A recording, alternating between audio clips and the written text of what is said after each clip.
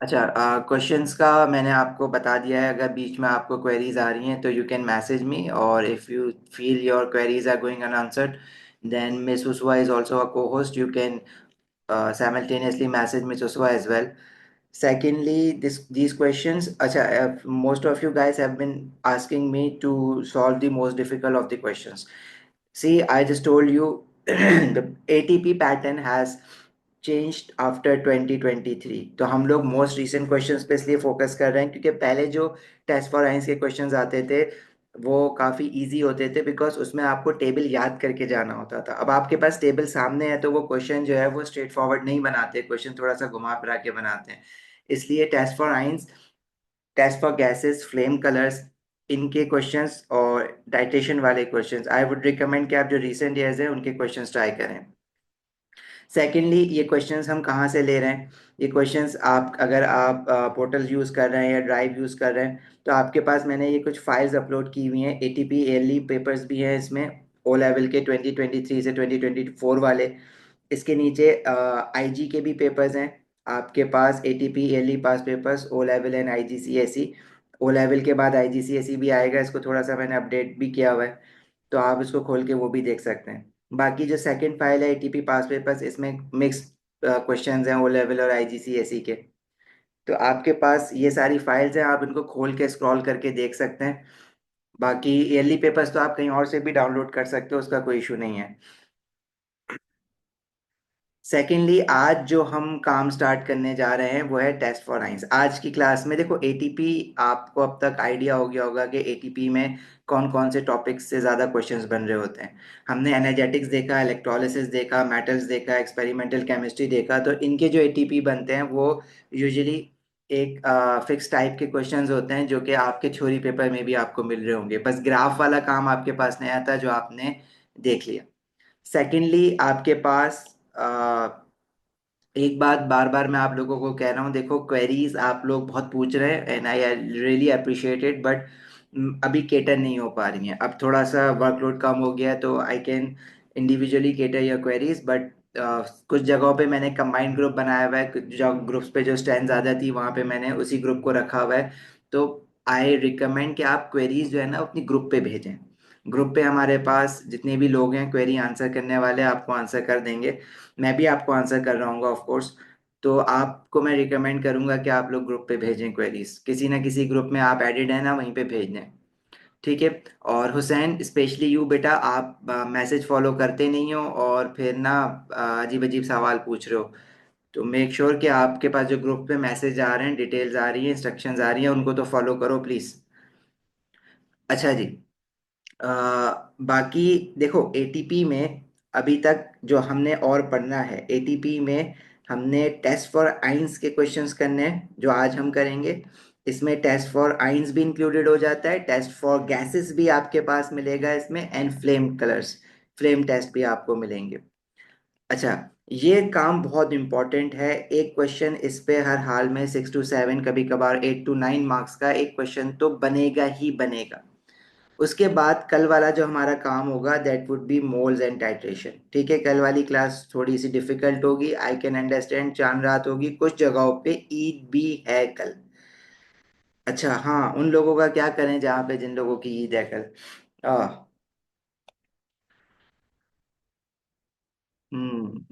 ये तो टेंशन हो गई है। चलें देखते हैं। अच्छा, दूसरी बात, ये आपको इस, ये जो स्पेसिफिक क्वेश्चंस है ना, ये आपको एटीपी में ही मिलेंगे, थ्योरी पेपर में नहीं मिलेंगे। तो इनको आपने यहाँ से एटीपी से बहुत अच्छी तरह से सीखना है। उसके बाद जो प्लानिंग वाले क्वेश्चंस हैं वो भी आपको एटीपी में मिलेंगे। प्लानिंग वाले क्वेश्चंस तो हम लोग चलो ईद के बाद करेंगे, तो वो आपको इतने मुश्किल नहीं होते हैं वो। तो ये 3 पार्ट और एटीपी के जब आप कवर कर लेंगे तो आपका 100% एटीपी हो जाएगा। अच्छा जी, सेकेंडली आपके पास एटी, अभी आज हम लोग जो है वो test for ions and test for gases and flame test start कर रहे हैं। इसके बाद आपके पास जो एटीपी होगा both for O level and IGCSE, आपके पास at the end of a paper एक टेबल गिवन होगा। उस टेबल में आपके पास टेस्ट फॉर आइंस भी होंगे, टेस्ट फॉर गैसेस भी होंगे और फ्लेम टेस्ट भी रिटन होते हैं। तो वो टेबल आपके पास अब गिवन होगा। उस टेबल के से रिलेटेड मैं आपको एक चीज़ ये बता दूं, अगर आपको ये टेबल, अगर आप इसको देखें तो ये टेबल आपको थ्योरी पेपर में गिवन नहीं होगा, लेकिन थ्योरी पेपर के लिए you have to memorise this table, आपको याद करना है हर हाल में, क्योंकि 2024 में भी इससे क्वेश्चंस आ चुके हैं। तो आप सिर्फ ये नहीं कर सकते कि एटीपी में ये टेबल गिवन है तो आप थ्योरी के लिए छोड़ दें। अच्छा भाई, अब इस टेबल में हमारे पास 4 टाइप्स ऑफ टेबल गिवन है। पहला जो टेबल गिवन है वो होता है टेस्ट फॉर एनाइंस का। देखें, ये होता है हमारा क्वालिटेटिव एनालिसिस। क्वालिटेटिव एनालिसिस क्या होता है? जब आप किसी चीज़ को डिटरमिन कर रहे होते हैं कि कोई आयन प्रेजेंट है या नहीं है, या कोई गैस प्रेजेंट है या नहीं है। आप पॉजिटिव और नेगेटिव रिजल्ट देखते हैं, आप किसी चीज़ को क्वांटिफाई नहीं करते, आप कैलकुलेट या मेजर नहीं कर रहे होते किसी चीज़ को। तो दैट इज क्वालिटेटिव एनालिसिस, इधर your result would be positive और नेगेटिव।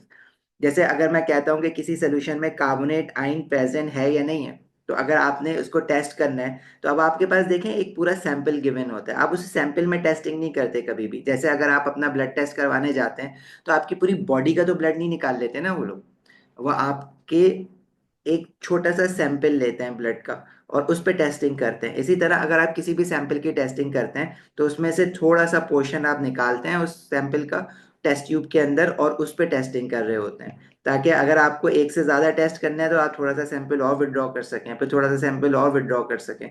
एक ही उसमें जब टेस्ट कर लोगे तो वो पूरा सैंपल जाया हो जाएगा, फिर उसके बाद फर्दर आप उसमें कोई टेस्ट नहीं कर सकते। अच्छा जी, कार्बोनेट आयन का टेस्ट क्या होता है? एनाइंस के टेस्ट अलग हैं हमारे पास, कैटाइंस के टेस्ट अलग हैं। एनाइंस के test are relatively simpler. Carbonate ion का अगर आपको टेस्ट करना है तो you will add any dilute acid. Any acid means you can add nitric acid, hydrochloric acid और sulphuric acid. If your carbonate ion are present in the solution, then those carbonate ion will react with the acid to produce carbon dioxide gas. And how would you confirm that carbon dioxide gas is being produced? जब carbon dioxide gas produce होती है तो उसके एफर्वेसेंस निकलते हैं। इसको आप एफर्वेसेंस भी लिख सकते हैं, इनको आप बबल्स ऑफ गैस भी लिख सकते हैं, और इसको आप फिजिंग भी लिख सकते हैं।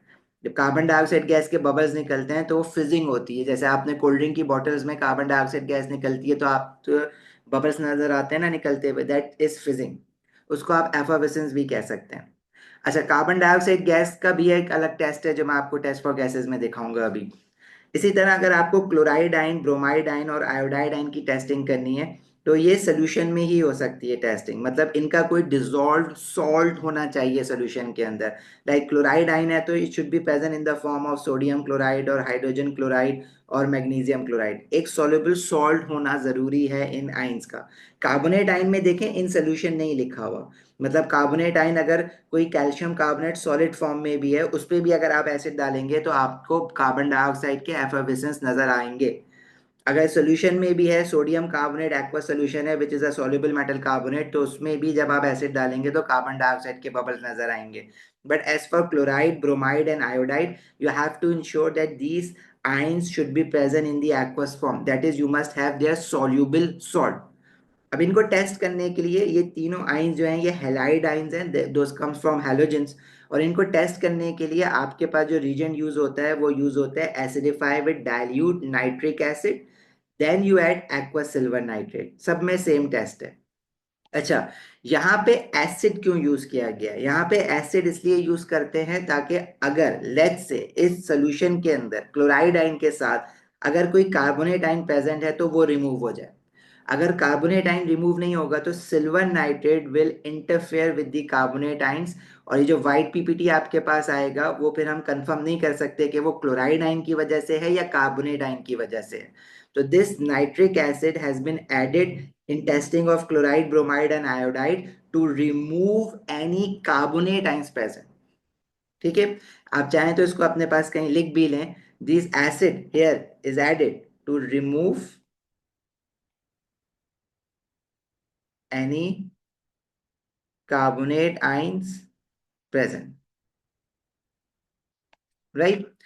अब अगर सिल्वर क्लोराइड, अगर आपके पास क्लोराइड आयंस है सोल्यूशन में तो सिल्वर नाइट्रेट डालने से क्या होगा? सिल्वर क्लोराइड बनेगा। अब silver chloride is an insoluble salt जिसका व्हाइट प्रेसिपिटेट बनेगा। अगर if you are getting a white precipitate it means this chloride ion is present. But in case if you are getting cream precipitate की जगह वो of white precipitate भी लिख सकते हैं। अगर ऑफ वाइट या क्रीम प्रेसिपिटेट आ रहा है, it is due to silver bromide. और अगर येलो प्रेसिपिटेट आ रहा है, तो it means iodide ions are present and this yellow precipitate is actually of silver iodide. ठीक है। अच्छा, नाइट्रिक एसिड के अलावा क्या मैं कोई और एसिड यूज कर सकता हूँ? देखो, ब्रोमाइड आयन की टेस्टिंग में और आयोडाइड आयन की टेस्टिंग में आप नाइट्रिक एसिड के अलावा कोई और एसिड यूज कर सकते हैं, लाइक हाइड्रोक्लोरिक एसिड यूज कर सकते हैं। बट इन केस अगर आप क्लोराइड आयन की टेस्टिंग में हाइड्रोक्लोरिक एसिड यूज करते हैं, तो एक प्रॉब्लम हो जाएगी। वो प्रॉब्लम क्या होगी कि क्लोराइड आयन हाइड्रोजन क्लोराइड से भी तो आता है ना, हाइड्रोक्लोरिक एसिड से भी आ जाएगा। तो हाउ कैन यू से फॉर श्योर कि जो क्लोराइड आयन है वो पहले से सोल्यूशन में था या एसिड के साथ आ गया? ठीक है। इसी तरह ब्रोमाइड आयन में भी I will never use hydrochloric acid, क्योंकि देखिए, ब्रोमाइड आयन का तो ऑफ वाइट पीपीटी है, लेकिन अगर क्लोराइड आयन होगा तो वाइट पीपीटी भी बनेगा, तो आपको वो ऑफ वाइट पीपीटी आइडेंटिफाई करने में बहुत मुश्किल हो जाएगी। तो मेक श्योर कि whenever you are using the acid in testing of chloride, bromide and iodide, तो आप नाइट्रिक एसिड ही यूज करेंगे। कार्बोनेट के केस में आप कोई भी एसिड यूज कर सकते हैं। देखिए, इन्होंने यहाँ पे नाम नहीं लिखा है किसी भी एसिड का। ठीक है, you can use nitric acid और हाइड्रोक्लोरिक एसिड और sulphuric acid, it's up to you. But in case of testing of chloride, bromide and iodide, the acid that you have to use should always be nitric acid. And why nitric acid? क्योंकि nitric acid से जो negative ion आता है ना, वो nitrate आइन आता है, और नाइट्रेट आइन किसी भी मेटल आइन के साथ इनसॉल्युबल सॉल्ट नहीं बनाता है। तो अगर आपके पास सिल्वर नाइट्रेट बनता भी है, तो सिल्वर नाइट्रेट का कोई प्रेसिपिटेट नहीं होगा। बट अगर आप सल्फ्यूरिक एसिड लेते हैं, तो सिल्वर सल्फेट का प्रेसिपिटेट बन सकता है। ठीक है। सॉल्युबिलिटी ऑफ सॉल्ट्स भी अभी मैं आपको रिकॉल करवा देता हूँ कि कौन से सॉल्ट सॉल्युबल होते हैं, कौन से इनसॉल्युबल होते हैं। अच्छा जी, नाइट्रेट आयन का आप टेस्ट कैसे करेंगे? In order to test for nitrate ion, you will add aqueous sodium hydroxide, then you will add aluminium foil. Aluminium foil बिल्कुल वही होता है जो आपके घरों में होता है, जो बेकिंग पर्पसेस के लिए आप यूज करते हैं। और एक्वस सोडियम हाइड्रोक्साइड डालने के बाद जब आप एल्यूमिनियम फॉइल डालते हैं और उसको हीट करते हैं या वार्म करते हैं, तो अमोनिया गैस प्रोड्यूस्ड होती है। अब आपको पता कैसे चलेगा अमोनिया गैस प्रोड्यूस्ड हो रही है? अमोनिया गैस तो कलरलेस होती है। अमोनिया की जो एक स्मेल होती है, वो एक पंजेंट स्मेल होती है। But the smell is not a criteria to identify any gas. कभी भी जब आप लैब में खड़े हुए होते हैं, तो आप अपनी दो सेंसेस कभी भी यूज नहीं करते, एक सेंस ऑफ स्मेल और एक सेंस ऑफ टच। ठीक है। अगर इन केस वो कोई पॉइजनस गैस है और आपने स्मेल करने की कोशिश की, तो डेट विल डैमेज यू। और सेंस ऑफ टच से क्या मतलब है कि आप कोई चीज चेक करना चाह रहे हैं कि वो हॉट है या नहीं है, तो अगर आप हाथ लगाएंगे और अगर वो ज्यादा हॉट हुई, तो आपका हाथ जलेगा। तो you will never use sense of smell और सेंस ऑफ टच। नो बेटा, ammonia is not red brown in colour, ammonia is colourless gas. तो अमोनिया गैस प्रोड्यूस हो रही है या नहीं हो रही, उसको चेक करने के लिए हम अमोनिया गैस का टेस्ट करेंगे, और उसका टेस्ट मैं भी आपको आगे चल के बताता हूँ। इसी तरह, in order to test for the sulfate ion, you will add dilute nitric acid, then add aqueous barium nitrate. जब आप बेरियम नाइट्रेट डालेंगे और सोल्यूशन के अंदर, अब देखें, barium nitrate is a soluble salt because all nitrates are soluble. In case sulfate ion is present in the solution, then with barium ion, barium sulfate will form. And barium sulfate is a well-known insoluble salt that gives you white precipitate. This white precipitate on adding barium nitrate confirms the presence of sulfate ion. Right? अच्छा, फिर एक test और है आपका sulphite आइन का test. अब देखें, ये जो सल्फाइट आइन है, it has been newly added in your syllabus after 2023। और इसका टेस्ट करने के लिए आप क्या करते हैं? You add a small volume of acidified aqueous potassium manganate 7। Acidified potassium manganate 7 is your oxidising agent. वो करता क्या है? सल्फाइड आइन को ऑक्सीडाइज करता है इनटू सल्फेट आइन। And when this sulfide ion is oxidized, potassium magnate changes its color from purple to colorless. So if your potassium magnate is changing its color from purple to colorless, it means sulfide ion must be present. Right? तो these are the test for the anions. इसके अलावा कोई और A9 नहीं है हमारे syllabus में। और ये टेबल आपको गिवन होगा। इस टेबल पे जो मैंने बातें इसके ऊपर लिखी हुई हैं, मेक श्योर ये आपको याद होनी चाहिए। This will help you out both in theory paper and ATP paper. Now, how would you test for cations? We have these cations जिनकी हमें टेस्टिंग याद तो नहीं करनी है एटीपी के लिए, थ्योरी के लिए जरूर याद करनी है। देखिए, कैटाइन को टेस्ट करने के लिए वी हैव टू रीजेंट्स। ये जो रिएक्टेंट्स हम यूज कर रहे हैं ना टेस्टिंग के लिए, इनको हम रीजेंट्स भी कहते हैं। तो one of the reagent is aqueous sodium hydroxide which is your alkali, and the other region is aqueous ammonia. Aqueous ammonia is also an alkali because when you dissolve ammonia into water, it forms ammonium hydroxide and this act as an alkali. ठीक है। अब ये reaction क्या करता है अंदर जाके, वो रिएक्शन इक्वेशंस तो हमें नहीं पढ़नी है, बट आपको ऑब्जर्वेशन जरूर पढ़नी है। ऑब्जर्वेशंस क्या होंगी भाई? सोडियम हाइड्रोक्साइड अगर हम किसी सोल्यूशन में डालते हैं और उस सोल्यूशन में लेट से एल्यूमिनियम आयन प्रेजेंट है, और एल्यूमिनियम आयन जो प्रेजेंट होना चाहिए वो एक्वस फॉर्म में होना चाहिए। एक्वस फॉर्म में होने से क्या मतलब है? There must be a soluble salt of aluminium, like aluminium nitrate हो या एल्यूमिनियम सल्फेट हो, वो भी सॉल्युबल होता है, या एल्यूमिनियम का कोई और एल्यूमिनियम क्लोराइड हो, वो भी सॉल्युबल होता है। स्क्रीनशॉट लेना है किस चीज का? एक मिनट देना जरा मेरे को।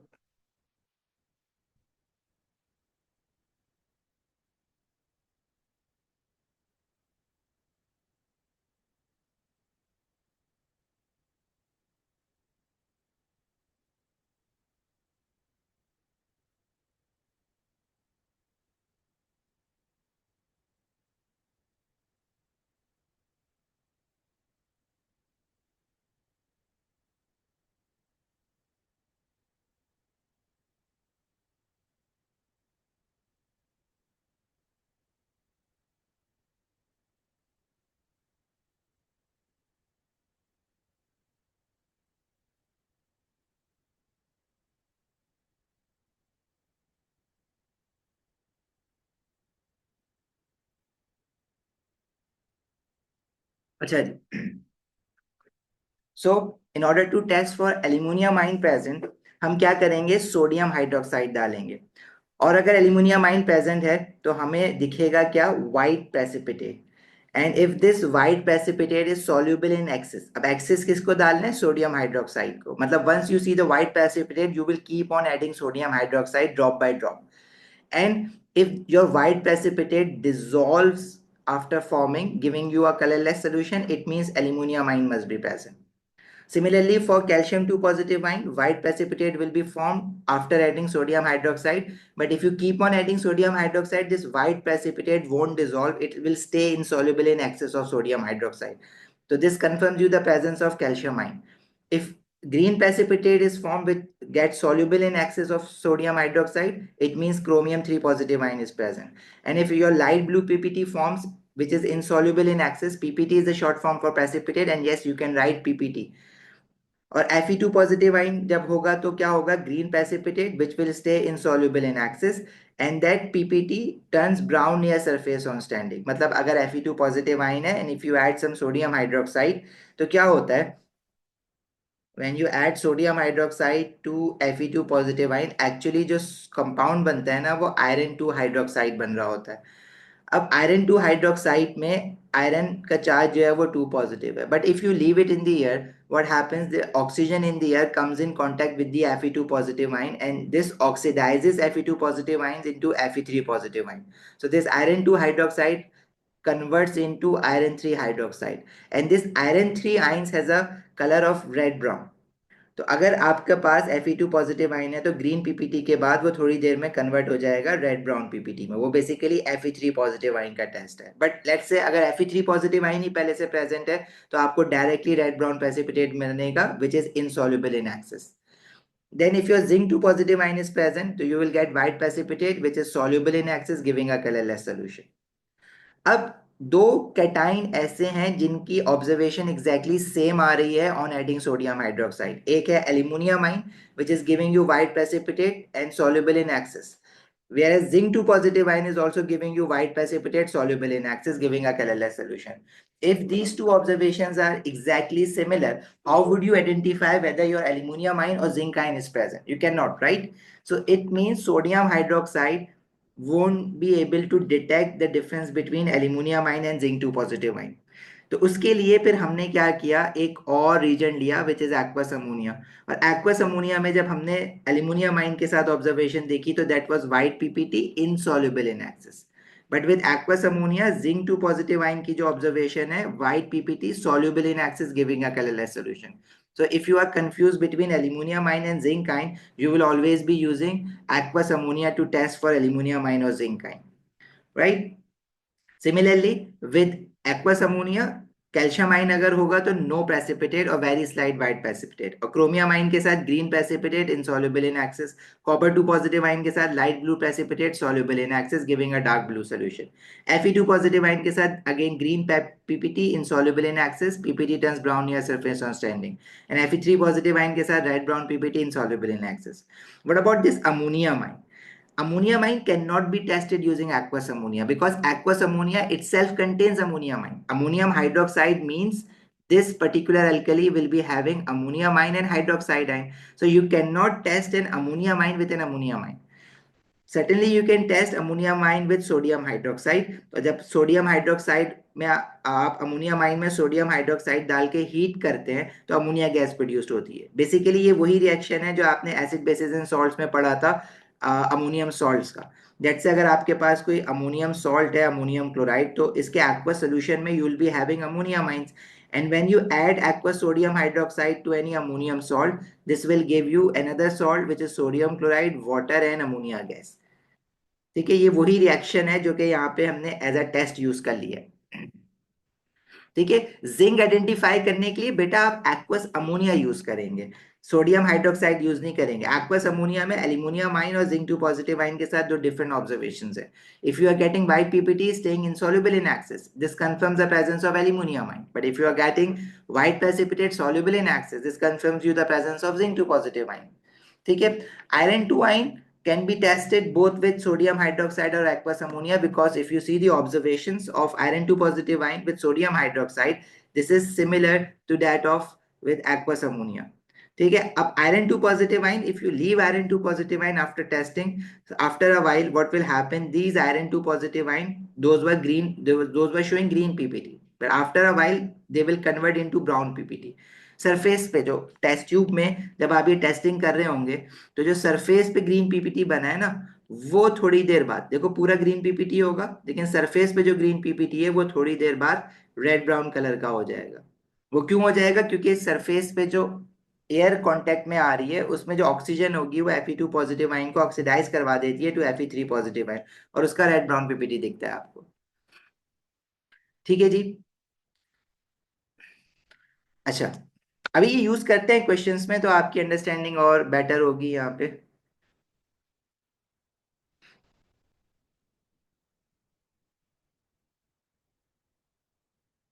इस ग्रुप में मैं भूल गया देना।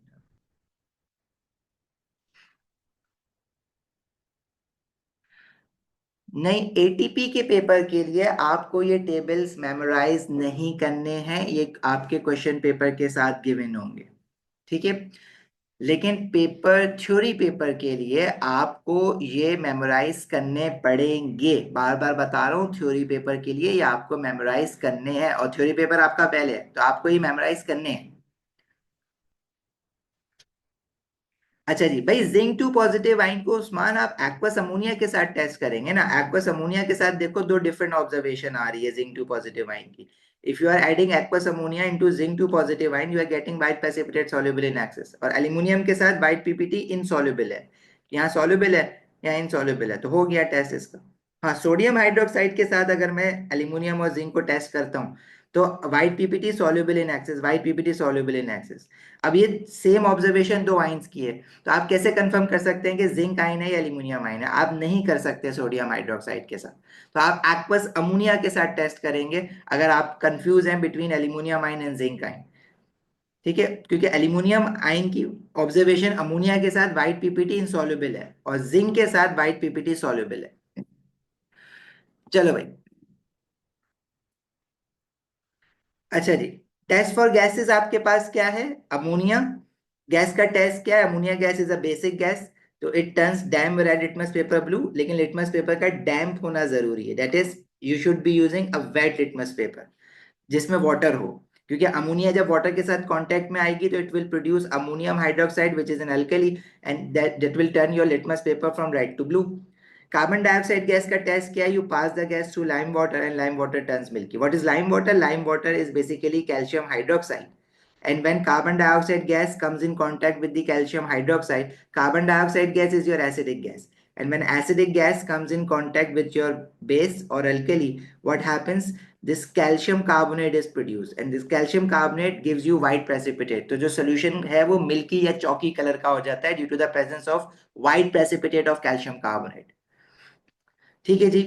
क्लोरीन गैस का टेस्ट क्या है? क्लोरीन गैस अगर कहीं से रिलीज हो रही है और आप आइडेंटिफाई करना चाह रहे हैं कि वाकई में वो क्लोरीन गैस है या नहीं है, तो what you can do is you can have a litmus paper. वो रेड भी हो सकता है, ब्लू भी हो सकता है, बट डैम्प होना चाहिए. अगर लिटमस पेपर ब्लीच हो जाता है, ब्लीच होने का क्या मतलब है? अगर उसका कलर फेड हो जाता है या उसका कलर कलरलेस हो जाता है, तो it means chlorine gas present है. तो वो ब्लीच की जगह कभी लिटमस पेपर को फेड भी लिख देते हैं या फिर उसको कलरलेस भी लिख देते हैं. तो आपको ये दोनों वर्ड याद होने चाहिए. हाइड्रोजन गैस का टेस्ट किया, it produces a pop sound with a lighted spin. Lighted spin मतलब कोई भी आप फ्लेम अगर हाइड्रोजन गैस कहीं पर है वहां पे लेकर आएंगे तो एक पॉप साउंड प्रोड्यूस्ड होगा. सेकेंडली, ऑक्सीजन गैस का टेस्ट किया है, इट रिलाइट्स अ ग्लोइंग स्प्लिंट. मतलब splint is basically your flame. आप एक मैच स्टिक में, एक लंबी सी मैच स्टिक होती है हमारे पास लैब में, उसको जब आप ऑक्सीजन गैस के पास लेकर आएंगे तो वो ग्लो करेगा, रिलाइट करेगा, बढ़ जाएगा फ्लेम उसका. और सल्फर डाइऑक्साइड गैस का टेस्ट किया है, you pass the gas through aqueous potassium manganate 7, it changes from purple to colourless. अब आप किसी भी गैस को किसी सॉल्यूशन से कैसे पास कर सकते हैं? वो बहुत सारी अपैरेटस अरेंजमेंट आप बना सकते हैं. लेट से अगर मैं आपसे कहता हूँ मेरे पास ये एक बॉइलिंग ट्यूब है, इसमें एक रिएक्शन ऐसा हो रहा है जिसमें अमोनिया गैस प्रोड्यूस्ड हो रही है, तो आप एक बॉइलिंग ट्यूब बना के इस पे रबर बंग लगा के इसके साथ एक डिलीवरी ट्यूब लगाएं और इस डिलीवरी ट्यूब को आप ले जाएं एक कंटेनर में जिसमें आपने वो सोल्यूशन रखना है जिसकी टेस्टिंग करनी है. अगर अमोनिया अमोनिया गैस के लिए तो खैर ये इस तरह से टेस्टिंग नहीं करेंगे. अमोनिया गैस के लिए तो आप टेस्ट ट्यूब के माउथ पे लिटमस पेपर रख देंगे, वेट लिटमस पेपर. और अगर अमोनिया गैस निकल ली होगी तो लिटमस पेपर जो है वो रेड से ब्लू कलर का हो जाएगा. लेकिन अगर आपने ये टेस्ट करना है, अमोनिया गैस का भी टेस्ट ऐसे ही हो जाएगा, क्लोरीन गैस का भी टेस्ट ऐसे ही हो जाएगा. लेकिन ये जो कार्बन डाइऑक्साइड गैस है और सल्फर डाइऑक्साइड गैस है, इनका टेस्ट करने के लिए आप ये वाली अपैरेटस अरेंजमेंट बनाएंगे जिसमें कार्बन डाइऑक्साइड गैस या सल्फर डाइऑक्साइड गैस एक स्पेसिफिक सोल्यूशन से पास करेगी. अगर कार्बन डाइऑक्साइड गैस को टेस्ट करना है तो आप इसमें लाइम वाटर ले रहे होंगे, और अगर आपने सल्फर डाइऑक्साइड गैस को टेस्ट करना है तो इसमें आप फिर एक्वस पोटेशियम मैग्नेट सोल्यूशन ले रहे होंगे.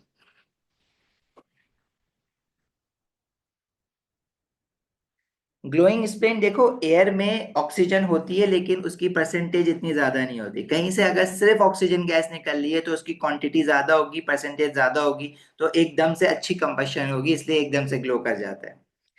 Then flame test. अच्छा, फ्लेम टेस्ट आपके पास 2023 के सिलेबस में न्यूली एडेड है.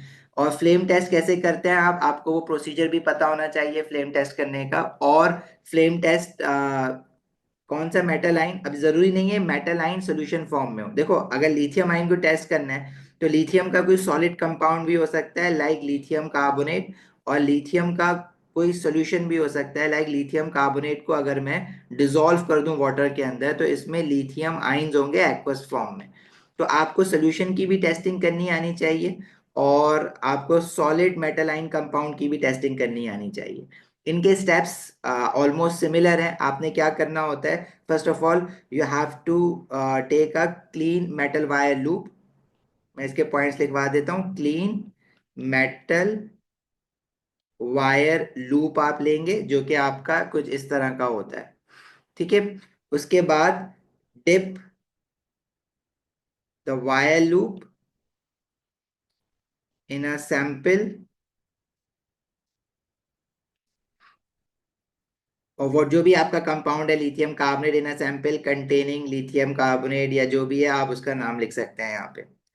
And then put the wire loop on a flame of Bunsen burner,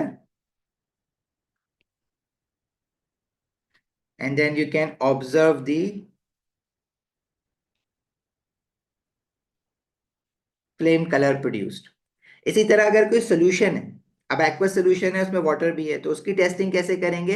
exactly same points हैं आपके पास, बस आपने यहाँ पे सैंपल के बजाय सोल्यूशन लिख देना है एंड दैट्स इट. बाकी सब कुछ सेम रहेगा.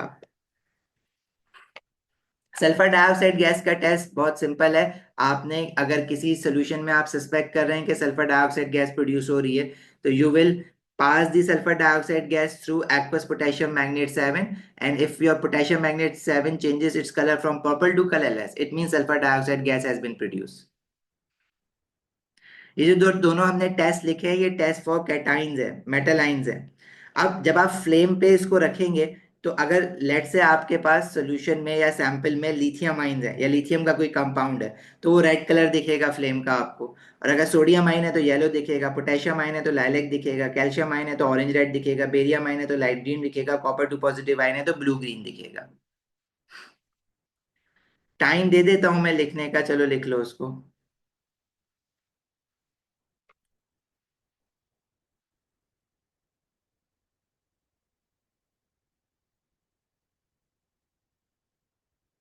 फ्लेम टेस्ट भी मिलेगा एटीपी में आपको। ये जो दो टेबल, जो पेजेस मैंने दो खोले हुए ना, ये सब आपको एटीपी में मिलेगा।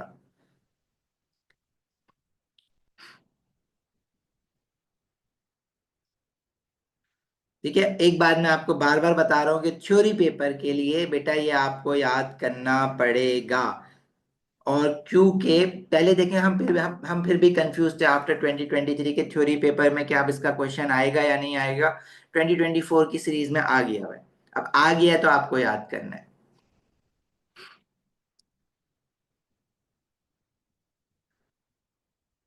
मुश्तबा, आप अपना क्वेश्चन दोबारा रिपोस्ट कर दें प्लीज।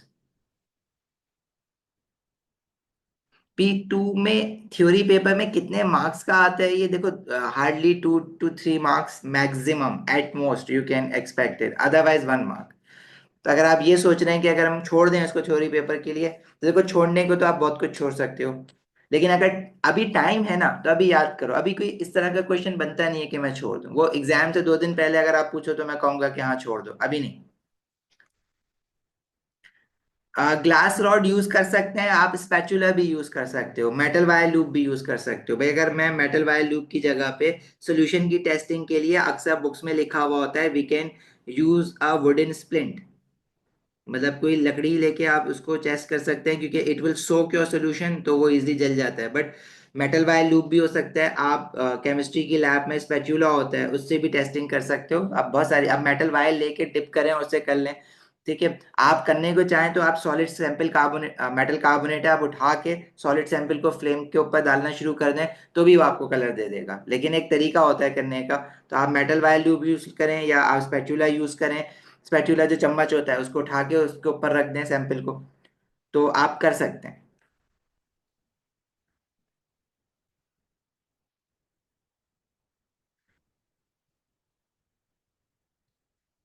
सॉल्यूशन, देखिए वो तो क्वेश्चन की डिमांड है ना। अगर क्वेश्चन में उन्होंने लिखा हुआ है कि सोल्यूशन है, तो आप सोल्यूशन में डिप करेंगे उस मेटल वायर लूप को। अगर उन्होंने लिखा हुआ है कि सॉलिड सैंपल है, तो आप सॉलिड सैंपल के ऊपर जो है मेटल वायर लूप के ऊपर सॉलिड सैंपल लगाएंगे।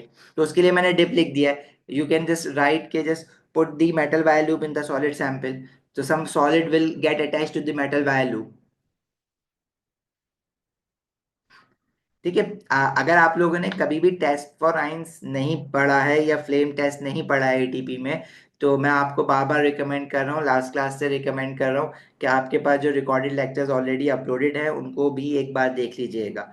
लेकिन बहुत सिंपल सा टेस्ट है। आपके पास एक सैंपल है जिसमें यू आर सस्पेक्टिंग कि इनमें से कोई भी मेटल आइन हो सकता है। अगर वो सॉलिड सैंपल है, तो आप उसको एक मेटल वायर लूप के अंदर, मेटल वायर लूप जब उसमें डिप करेंगे, तो कोई सॉलिड सैंपल उसके साथ लगा हुआ आ जाएगा। आपने करना है क्या है, वायर लूप को एक बंसन बर्नर पे रखना है, और बंसन बर्नर की जब आप उसके ऊपर रखेंगे फ्लेम के ऊपर, तो वो जो सॉलिड सैंपल जब बर्न होगा, तो it will produce a characteristic flame colour. और वो फ्लेम कलर देख के आप आइडेंटिफाई कर सकते हैं कि कौन सा मेटल आयन इस कंपाउंड में है। In case you are using a solution, you can just directly dip your metal wire loop into the solution, and if flame color देख के आप उसको ऑब्जर्व कर लेंगे। It's very simple. ठीक है, अब हम जरा इसके क्वेश्चंस पे चलते हैं, तो आपको और अच्छे से आइडिया होगा कि क्या बातें चल रही हैं सारी।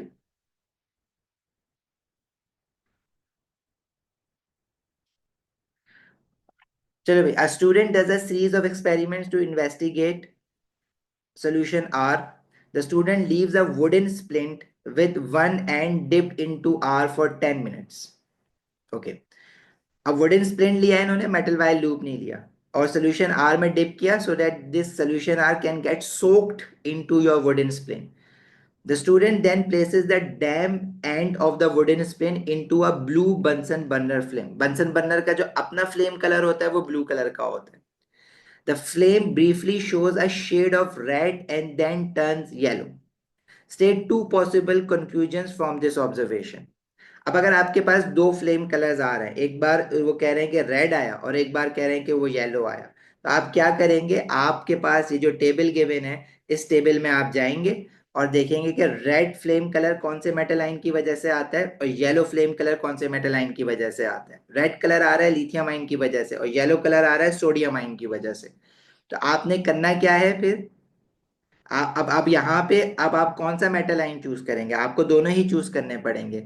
अगर रेड भी आ रहा है और थोड़ी देर बाद येलो भी आ रहा है तो क्या इसका मतलब है कि आपके पास लिथियम आयन कंपाउंड भी हो सकता है, लिथियम आयन भी हो सकता है और सोडियम भी हो सकता है. अच्छा, state two possible conclusions from this observation. ठीक है. अब एक बार और फ्लेम कलर्स.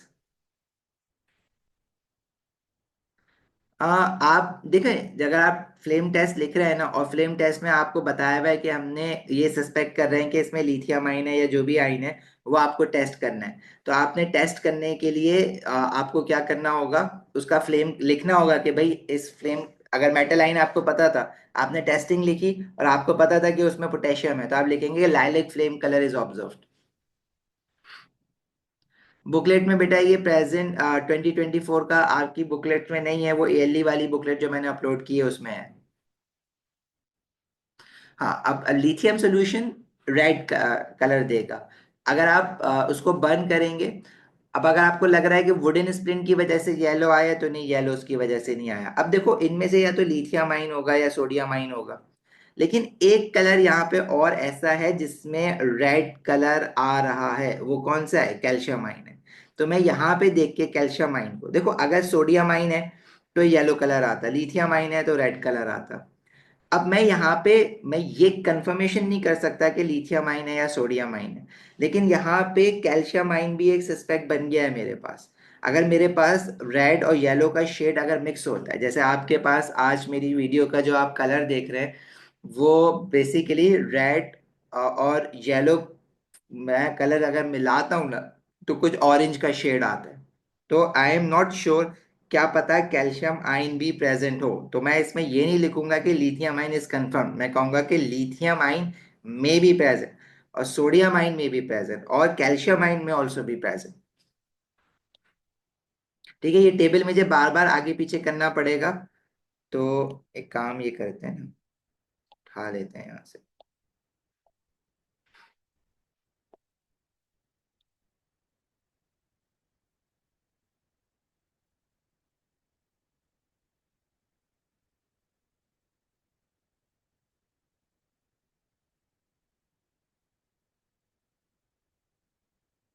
अच्छा जी, क्वेश्चन में क्या कहा हुआ था? Student does a series of experiment to investigate solution R. The student leaves a wooden splint with one end dip into R for 10 minutes. The student then places the damp end of the wooden spin into a Bunsen burner flame. Bunsen burner का अपना colour blue होता है. The flame briefly shows a shade of red and then turns yellow. Right? State two possible conclusions from this observation. अब वो conclusions क्या हो सकते हैं? अब आप ये भी कह सकते हैं कि लिथियम आयन में भी प्रेजेंट, लिथियम आयन में भी present. You can also say sodium ion may be present. लेकिन लेकिन येलो कलर, हमें येलो का शेड जो है वो कैल्शियम आयन से भी दिख सकता है, तो कैल्शियम आयन में भी प्रेजेंट. अब मैंने यहाँ पे थ्री कंक्लूजन्स लिख दिए हैं, आप इसमें से कोई दो बेस्ट कंक्लूजन लिखें.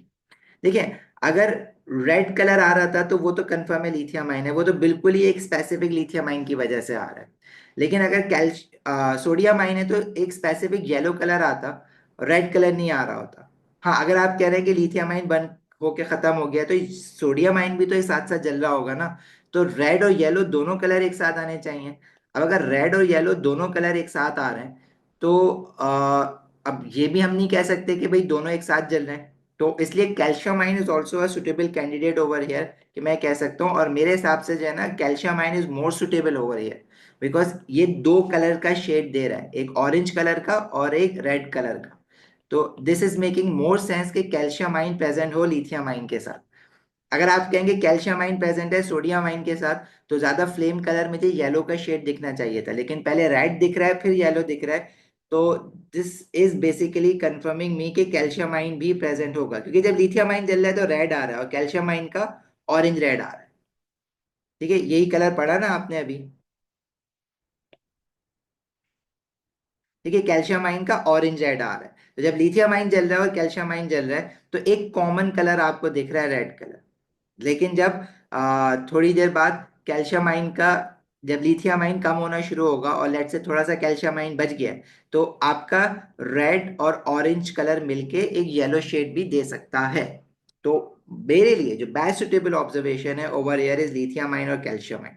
बट अगर आप इस क्वेश्चन में सोडियम आइन भी लिख के आ जाते हैं तो सोडियम आइन भी आपका एक्सेप्ट कर लिया जाएगा। ठीक है, but lithium ion and calcium ion is a stronger candidate. अब देखिए, अनफॉर्चुनेटली आप कभी भी लैब में ले जाके, अब कुछ जब कुछ लोगों ने करा होगा लैब में जाके ये टेस्टिंग, कुछ स्कूल्स में नहीं की जा रही होती ये टेस्टिंग। तो आपके पास अगर आपने ये करी होती ना, तो मैं क्यों कह रहा हूँ कि लिथियम आयन और कैल्शियम आयन ज्यादा सुटेबल कैंडिडेट है यहाँ पे, क्योंकि मुझे पता है कि जब कैल्शियम आयन को हम बंद करते हैं तो इनिशियली जो हमें फ्लेम कलर दिखता है वो रेड दिखता है, आहिस्ता आहिस्ता वो येलो हो जाता है। बट स्टिल आपके पास यहाँ पे अगर आप सोडियम आइन भी लिख देते हैं तो जो इसकी डिटेल मार्किंग की है वो उसको अलाउ करती है। बट थोड़ा सा यहाँ से चीज को समझने की कोशिश करो, क्योंकि हम पढ़ रहे हैं, अब आप ये पढ़ लिया है आपने मेरे साथ, तो नेक्स्ट टाइम अगर इस तरह का कोई क्वेश्चन आता है तो आप जो है वो आ, ये प्रॉब्लम आपको लिथियम और कैल्शियम के साथ ही मिलेगी, और कोई ऐसा फ्लेम कलर जो है ना वो आपको इस तरह से मिलेगा नहीं। हाँ, बेरियम आइन और अगर कॉपर आइन की बात करें तो इसमें पहले आपको कलर ग्रीन दिखेगा और फिर आपका फ्लेम कलर ब्लू भी दिख सकता है। कोई बात नहीं, अगर टेस्टिंग नहीं हुई है देखो इस तरह से कोई मसला नहीं है। आप लिथियम आइन जो लिखेंगे ना, एक मार्क तो आपको मिलेगा यहाँ पे, दूसरा मार्क आपका शायद मैसअप हो सकता है अगर आपने ये प्रैक्टिकली कभी नहीं किया। लेकिन मैं आपको यहाँ पे बता रहा हूँ ना कि जब कोई ऐसे दो आइन्स हैं जिनके कलर आपस में म्यूचुअल है, तो उसमें आपके पास दो डिफरेंट कलर्स नजर आ सकते हैं। अच्छा, अब आगे देखो, जब आप आगे क्वेश्चन पढ़ते हैं ना तो कभी कभार जब आप किसी पार्ट में फंस जाते हैं तो आप जो है वो आगे वाला क्वेश्चन पढ़ें तो कुछ पार्ट पीछे के आपको क्लैरिटी दे सकते हैं। आगे आपसे कह रहा है explain why it is difficult to make a definite conclusion from the observation in A1। क्योंकि डिफरेंट आइंस हैं, they are giving same colour, so how can we say कि कौन सा आइन है, क्योंकि म्यूचुअल कलर्स आ रहे हैं ना, तो different ions giving same colours, that's why it is difficult to identify. Ions different है, कलर सेम है। अब मैं कौन सा आइन बोलूं, वही वाला केस हो गया जो जिंक और एल्यूमिनियम आइन के प्रेसिपिटेट के साथ हो रहा था। Different ions are giving same colour. अच्छा, ऐसा नहीं है कि फ्लेम टेस्ट जो है वो हमेशा इतना मुश्किल ही क्वेश्चन है। अप अंटिल 2024 इस क्वेश्चन से पहले पहले जितने भी फ्लेम कलर्स के टेस्ट आए ना वो बड़े डिस्क्रीट आए, बड़े स्ट्रेट फॉरवर्ड आए। ये मैंने क्वेश्चन चूज ही इसलिए किया है क्योंकि यहाँ पे इन्होंने फ्लेम कलर्स में बच्चों को फंसाया है। अच्छा जी, पार्ट बी में कह रहा है the student adds dilute nitric acid to R followed by aqueous barium nitrate.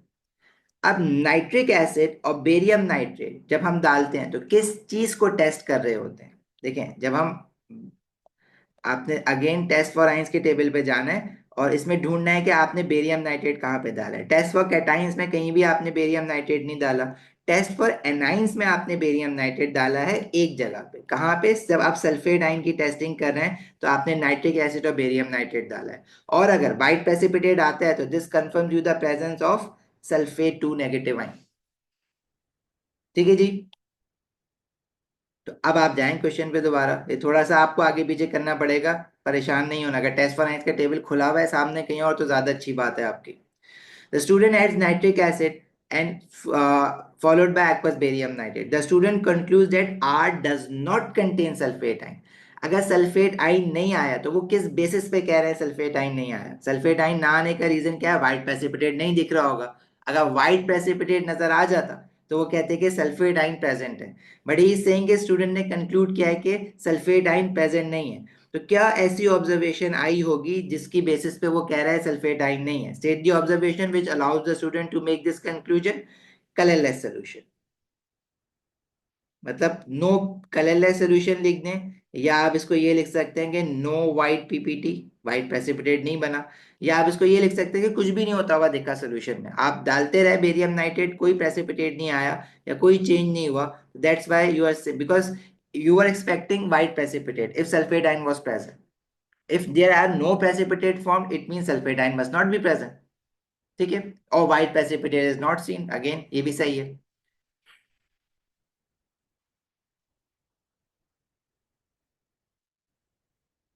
Table दे तो देता है ना, टेबल तो गिवन होगा आपके पास। मैंने ये कब कहा कि टेबल नहीं है बेटा? क्या क्या सुन रहे हो? टेबल्स, ये वाले टेबल आपको गिवन होंगे, ये वाले टेबल एटीपी के पेपर के लिए आपको याद नहीं करने हैं। थ्योरी पेपर के लिए ये टेबल्स गिवन नहीं होंगे, थ्योरी पेपर के लिए ये टेबल्स आपको याद करने हैं। अच्छा, वो वाले टेबल की बात करो? नहीं, वो टेबल भी आ सकते हैं, 2023 के पेपर्स में वो टेबल भी हैं, मैं उसका भी क्वेश्चन करवा दूंगा, मैंने ऑलरेडी इसके सोल्यूशन रिकॉर्ड करके अपलोड भी किए हुए हैं। पार्ट सी कह रहा है the student adds dilute nitric acid to R followed by silver nitrate. अब सिल्वर नाइट्रेट हम टेस्ट करते हैं इधर क्लोराइड आइन, ब्रोमाइड आइन और आयोडाइड आइन के लिए। The student observe the white precipitate. White precipitate कब आता है? जब क्लोराइड आइन प्रेजेंट होता है। तो वो क्या कंफर्म कर रहा है? Presence of chloride ion. Conclusion क्या है? Chloride ion is present. ठीक है। Part D says the student adds aqueous silver nitrate to aqueous sodium carbonate, okay, a white precipitate forms। अब यहां पे अपनी जरा थ्योरी की नॉलेज लगाओ। देखो, silver nitrate is a soluble salt, sodium carbonate is a soluble salt. If you are mixing two soluble salt and you are getting a precipitate, तो ये प्रेसिपिटेशन रिएक्शन है। तो वो प्रेसिपिटेट किस चीज का हो सकता है? आपने सिल्वर नाइट्रेट लिखा, आपने सोडियम कार्बोनेट है आपके पास, आपके पास सिल्वर कार्बोनेट बन सकता है यहाँ पे, और सोडियम नाइट्रेट बन सकता है। अब सोडियम नाइट्रेट तो सॉल्युबल सॉल्ट है, क्योंकि all group one salt are soluble, all nitrate salt are also soluble. Silver carbonate can be your insoluble salt. ठीक है जी, क्योंकि all carbonates are insoluble except for group one metal carbonate. Silver is not a group one metal, so it must be forming an insoluble salt. तो अगर ये जो white precipitate बन रहा है, ये किस चीज का बन रहा है? It should be of silver carbonate. दूसरा काम इसमें क्या होगा, जब आप सिल्वर नाइट्रेट और सोडियम कार्बोनेट मिक्स कर रहे हैं तो व्हाइट प्रेसिपिटेट बन रहा है। साथ में आपसे ये कहा जा रहा है कि आपके पास एक और ऑब्जर्वेशन आ रही है। वो दूसरी ऑब्जर्वेशन क्या होगी? देखिए, आपने क्या क्या ऐड किया है इसमें? Silver nitrate, sodium carbonate, then student adds dilute nitric acid drop at a time until no further changes. अब अगर आप किसी मेटल कार्बोनेट में एसिड डालेंगे तो कार्बन डाइऑक्साइड गैस बनेगी, और कार्बन डाइऑक्साइड गैस की क्या ऑब्जर्वेशन है? अभी मैंने आपको बताया, आइदर यू कैन राइट एफर्विसेंस और फिजिंग और बबलिंग। एफर्विसेंस भी लिख सकते हैं आप उसको, फिजिंग भी लिख सकते हैं, और बबल्स ऑफ कलरलेस गैस भी लिख सकते हैं। सिल्वर कार्बोनेट इनसॉल्युबल सॉल्ट है, तो स्टेट सिंबल ऑब्वियसली सॉलिड लगेगा उसके ऊपर। अच्छा, आगे कह रहा है suggest why it is important to add dilute nitric acid in C. ठीक है।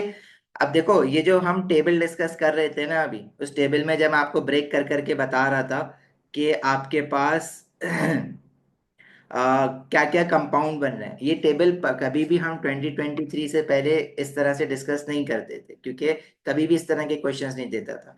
अब मैं आपसे एक्सपेक्ट कर रहा हूं कि आप मुझे इसका आंसर बताएं। देखो, मैंने आपको यहाँ पे टेबल के वक्त एक बात बताई थी कि हम एसिड क्यों डालते हैं। ठीक है। तो अब जब आप क्लोराइड आयन की टेस्टिंग कर रहे हैं, तो why you need a acid dilute nitric acid while testing for the chloride ion? मैं आपको कंपाउंड क्या बता रहा हूँ, आपने सिल्वर नाइट्रेट डाला, क्लोराइड आयन अगर है तो सिल्वर क्लोराइड बना व्हाइट पीपीटी, तो आपको नाइट्रिक एसिड क्यों रिक्वायर्ड? नाइट्रिक एसिड आपको इसलिए रिक्वायर्ड है यहाँ पे, ताकि इन केस अगर कोई कार्बोनेट आयन प्रेजेंट है सोल्यूशन में तो वो रिमूव कर दिया जाए। अगर कार्बोनेट आयन रिमूव नहीं होता तो क्या प्रॉब्लम आ जाती है? प्रॉब्लम ये आती है कि सिल्वर कार्बोनेट का कंपाउंड भी बनेगा। अब अगर सिल्वर कार्बोनेट बनेगा तो उसके क्या बनेंगे? व्हाइट प्रेसिपिटेट बनेंगे, क्योंकि carbonate all carbonate compounds are insoluble except for group 1 metal carbonate. ठीक है, तो ये वाली बात जो मैंने आपको यहाँ पे लिखवाई है, why we have to add acid for the testing of chloride, bromide, iodide, is that to remove the carbonate ion present. If you won't remove carbonate ion, then silver carbonate will form, which will give you a white precipitate. In case अगर carbonate ion पहले से present है, but you cannot say for sure ना कि present है या नहीं। आपने सिल्वर नाइट्रेट डाला, व्हाइट पीपीटी आया, आपने कहा कि भाई क्लोराइड आयन है, क्या पता क्लोराइड आयन था ही नहीं सोल्यूशन में, वो कार्बोनेट आयन था जिसकी वजह से व्हाइट पीपीटी आया था। So you always have to make sure to remove any carbonate ion present. ठीक है भाई। तो ये देखो, ये ट्रेंड बड़ा चेंज हुआ है, आपको पुराने क्वेश्चन में इस तरह के क्वेश्चंस नहीं मिलेंगे। यू हैव ओनली 2023 एंड 2022 2024 वाले पेपर जिसमें आपको इस तरह के क्वेश्चंस मिलेंगे। आपको ओ लेवल में भी मिलेगा, ये सब आईजीसीएसई में भी एग्जैक्ट सेम क्वेश्चन इस तरह के मिलेंगे। तो आपने अपना क्वेश्चन बैंक बढ़ाने के लिए दोनों के क्वेश्चन ट्राई करने हैं। Suggest why it is important to add dilute nitric acid in C to remove any carbonate ion present. To remove any carbonate ion present, as silver carbonate also forms white PPT। ये मैं extra बात लिख रहा हूं, अगर आप ना लिखना चाहे ना लिखें, लेकिन आपके अंडरस्टैंडिंग के लिए मैं लिख रहा हूं ये वाली बात। लेकिन ये बात पता होगी तो ये वाली बात लिखोगे ना। एफोबेसेंस क्यों आया है? कार्बोनेट आइन था, एसिड डाला है ना, नाइट्रिक एसिड, तो कार्बोनेट और एसिड रिएक्ट करके कार्बन डाइऑक्साइड बनाता है, उसका एफोबेसेंस है। अच्छा जी, part E says the student adds a few drops of aqueous sodium hydroxide to R. ठीक है, सोडियम हाइड्रोक्साइड डाला है। अब सोडियम हाइड्रोक्साइड कब डाला है आपने? सोडियम हाइड्रोक्साइड आपने डाला है in order to test for cations. Sodium hydroxide आप डाल रहे हैं टू टेस्ट फॉर कैटाइंस। ठीक है, set the observation the student makes which suggests that R may contain calcium 2 positive ion. If your calcium 2 positive ion is present and if you are adding sodium hydroxide into it, then how, what would you see? If you are adding sodium hydroxide and let's say if calcium ion is present, you would see white precipitate insoluble in excess. तो क्या चीज आपको confirm करेगी कि calcium ion present हो सकता है? White precipitate on adding sodium hydroxide. तो आप यहाँ पे क्या लिखेंगे? The observation that make the student suggest that R may contain calcium 2 positive ion, he will be seeing white PPT insoluble in excess sodium hydroxide। Sodium hydroxide आप मजीद डालते रहे, white PPT will stay insoluble. Next part F says describe what else the student needs to do to confirm that calcium 2 positive ion are present। अच्छा जी, मैं थोड़ा जल्दी में आगे बढ़ गया, लेकिन देखें अब कंफर्म करने के लिए क्या करोगे? पूरा टेस्ट क्या है? Add sodium hydroxide, white PPT forms. But if you keep on adding white sodium hydroxide, मतलब एक्सेस में डालेंगे तो white PPT stage insoluble.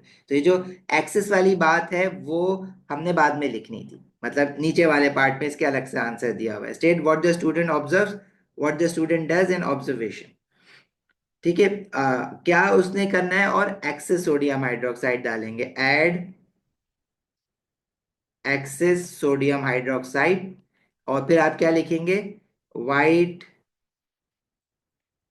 PPT stage insoluble.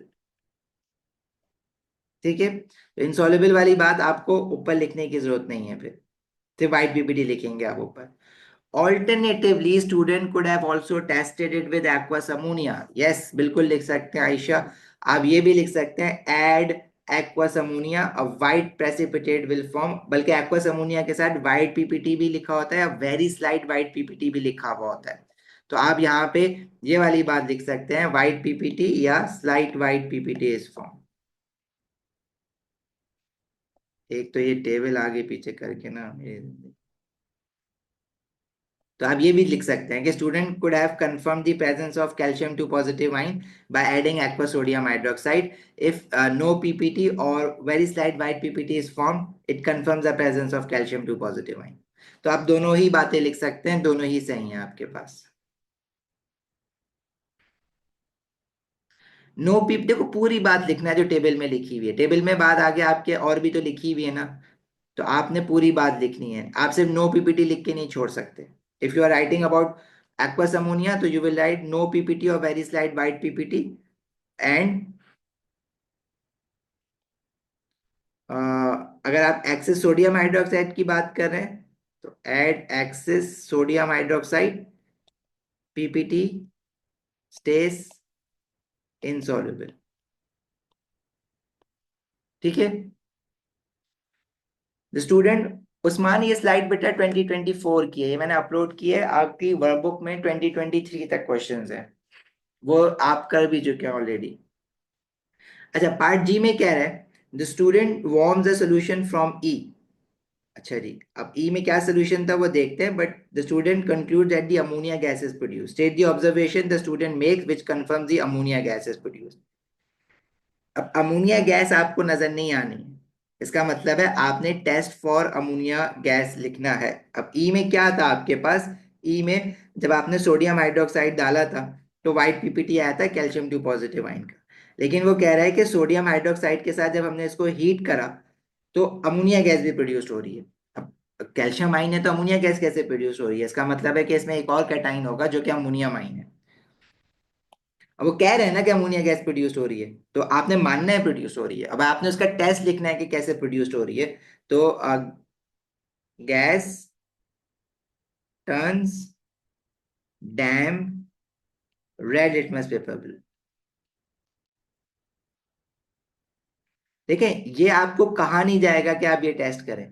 ये ऑब्वियस होता है कि जब भी आप सोडियम हाइड्रोक्साइड डाल रहे हैं ना टेस्ट फॉर कैटाइंस में या टेस्ट फॉर एनाइन में, तो आप उसको हीट करके अमोनिया गैस की टेस्टिंग हर हाल में करेंगे ही करेंगे। नहीं जी, पंजेंट स्मेल से आइडेंटिफाई नहीं करेंगे उसको, कभी भी मत लिखना ये बात।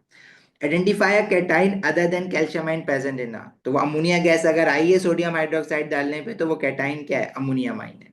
You can write the formula as well as the name, क्योंकि जब तक वो कह नहीं रहा कि नेम लिखें तो आप फॉर्मूला भी लिख सकते हैं, ammonium ion is present. Solution R is made from a mixture of two different ionic compounds. Of course इसमें कैल्शियम आयन भी कंफर्म हो रहा है, इसमें अमोनियम आयन भी कंफर्म हो रहा है। ठीक है, suggest the name of these two compounds. अब देखें एनाइन कौन सा था, एनाइन आपने एक ही कंफर्म किया था, अगर आप ऊपर देखें तो आपने इस पूरे सॉल्यूशन में you just confirm the presence of chloride ion. ठीक है, और कोई आयन था कार्बोनेट आयन, तो वो बाद में उसने डाला था ना सोडियम कार्बोनेट पार्ट डी में, लेकिन आर की जो बात हो रही थी आर में आपने सिर्फ क्लोराइड आयन कंफर्म किया था। तो इसका मतलब है कि क्लोराइड आयन प्रेजेंट है इन दोनों कैटाइंस के साथ। जब कैल्शियम आयन के साथ क्लोराइड आयन होगा तो आपका जो फॉर्मूला होगा वो क्या होगा, CaCl2। और जब अमोनियम आयन के साथ क्लोराइड आयन होगा तो आपका फॉर्मूला होगा अमोनियम क्लोराइड। लेकिन यहाँ पे उसने लिखा हुआ है नेम्स, तो आप फॉर्मूला नहीं लिखेंगे, यहाँ पे नाम लिखेंगे उसका, अदरवाइज गलत हो जाएगा। तो आप यहाँ पे लिखेंगे calcium chloride and ammonium chloride.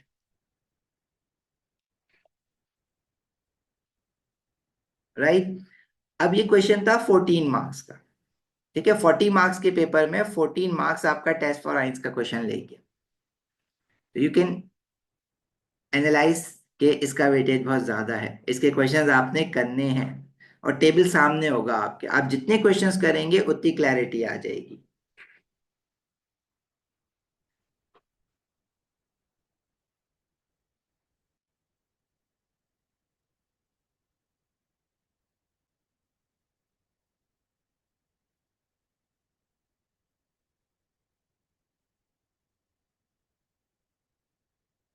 तो क्वेश्चन रिपीट हो रहा है।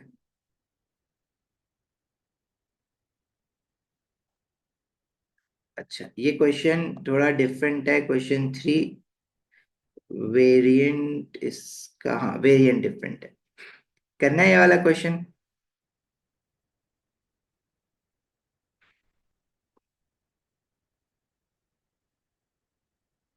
ब्रेक कौन मांग रहा है, ब्रेक ब्रेक ब्रेक ब्रेक। अगर हम ब्रेक लेंगे तो हम क्लास को एक्सटेंड भी करेंगे।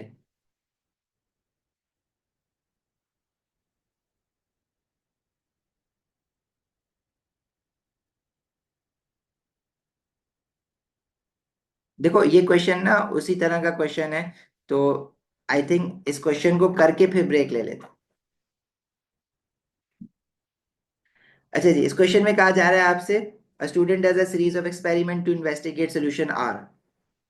The student leaves a wooden spoon with one end dipped into R for 10 minutes. The student then places the damn red end of the wooden spoon into the flame of Bunsen burner with the air hole open.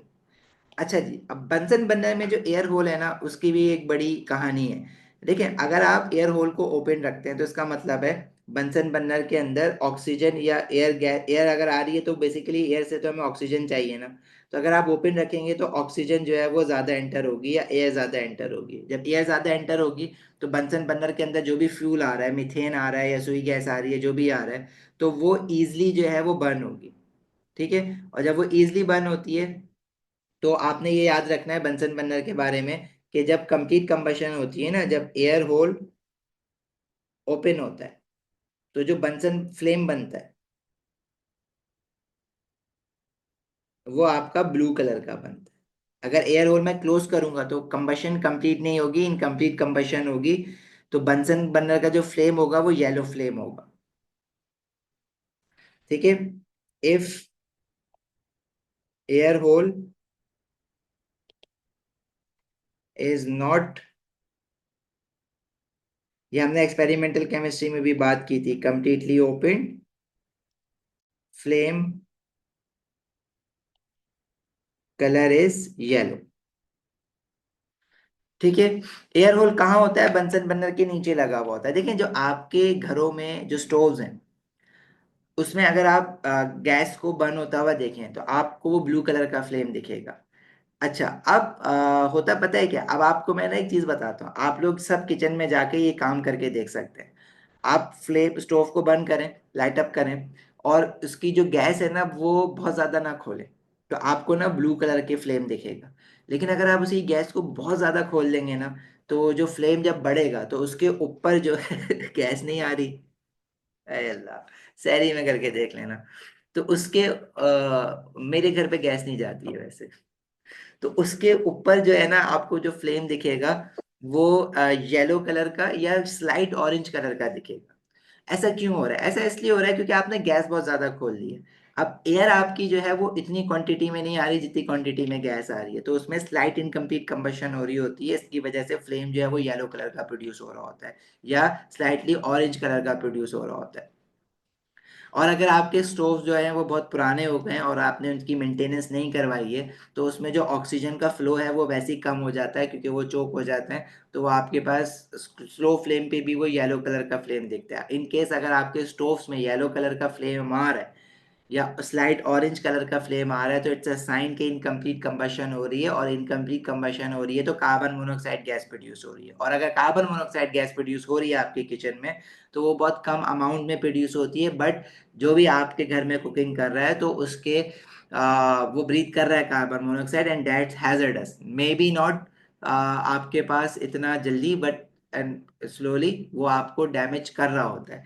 तो आप लोग अगर आप जाएं और देखें कि stove में येलो या ऑरेंज कलर का फ्लेम आ रहा है, तो आप अपने स्टोव जो है वो सही करवाएं। आप क्या सही करवाएंगे, आप घर पे बताएंगे तो आपको कुछ और भी सुनने के लिए मिल सकता है। हाँ, तो ऑरेंज ब्लू फ्लेम मिलके येलो बनता है ना।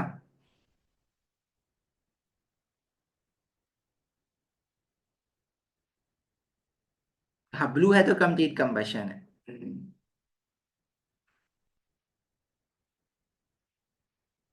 अच्छा भाई, question number 3 says a student does a series of experiment to investigate solution R. The student leaves a wooden spoon, ये हो गई। The student concludes that R contains sodium ions। अच्छा, इस क्वेश्चन में उसने कंक्लूड कर दिया है कि सोडियम आयन है, तो मतलब येलो फ्लेम बन रहा होगा। State the observation which allows the student to make this conclusion।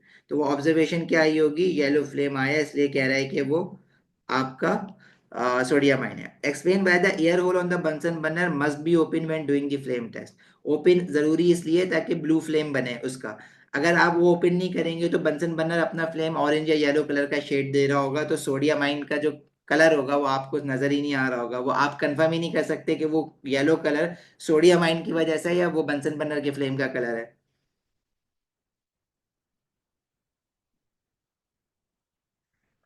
तो this is to prevent yellow flame colour of Bunsen burner with limited oxygen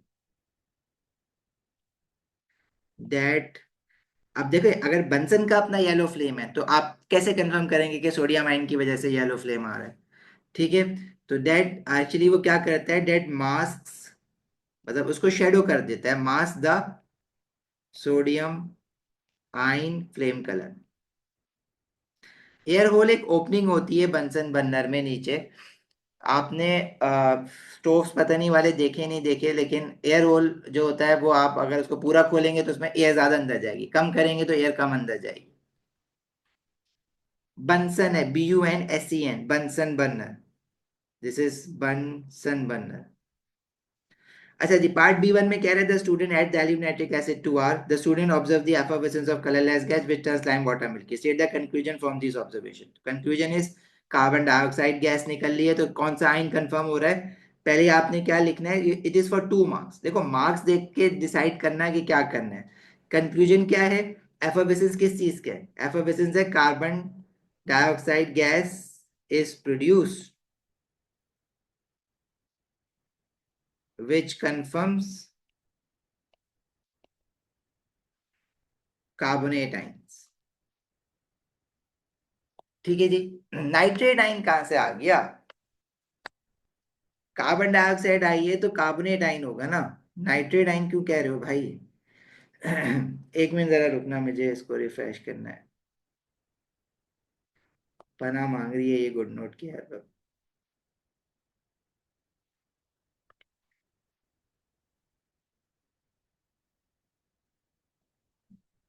I just told you, if you allow more air to enter the Bunsen burner, the flame color would be blue.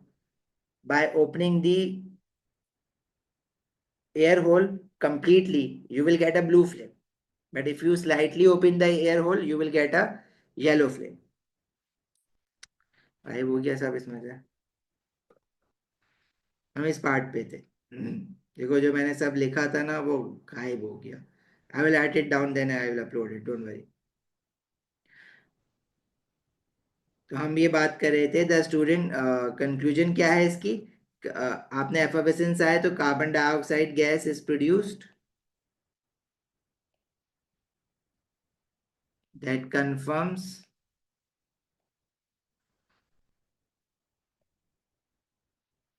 Presence of carbonate ions. अच्छा जी, आगे कह रहा है the student adds aqueous barium nitrate to some of the mixture, the student concludes that R contain sulphate ion. अब sulphate ion की अगर presence confirm हो रही है तो क्या ऑब्जर्व किया होगा उसने? वाइट प्रेसिपिटेट ऑब्जर्व किया होगा। Then he is saying the student adds silver nitrate to some of the mixture from B1, the student observes a colorless solution। अब colorless solution आ रहा है, white precipitate नहीं आ रहे। It means के silver nitrate अब सिर्फ क्लोराइड आयन के लिए तो नहीं है ना, इट मीन्स नो क्लोराइड या ब्रोमाइड और आयोडाइड आयन इज प्रेजेंट। क्योंकि कलरलेस सोल्यूशन आ रहा है, ना व्हाइट पीपीटी, ना ग्रीन पीपीटी, ना येलो पीपीटी। अगर आप एयर होल को कंप्लीटली ओपन रखेंगे तो बंसन बर्नर का ब्लू कलर का फ्लेम रहेगा, तो जो सोडियम का येलो कलर का फ्लेम है, you can easily observe that. अगर आप बंसन बर्नर को इनकम्प्लीटली ओपन करेंगे तो बंसन बर्नर का अपना ही येलो कलर का फ्लेम होता है, जो कि सोडियम के येलो फ्लेम के साथ इंटरफेयर कर सकते हैं। अब आप यू कैन नॉट से फॉर श्योर कि जो येलो कलर आ रहा है वो सोडियम की वजह से आ रहा है, बंसन की वजह से आ रहा है। अच्छा, the student add sodium hydroxide to R and warms the mixture. Describe और test the observation to show that R does not contain ammonium आइन।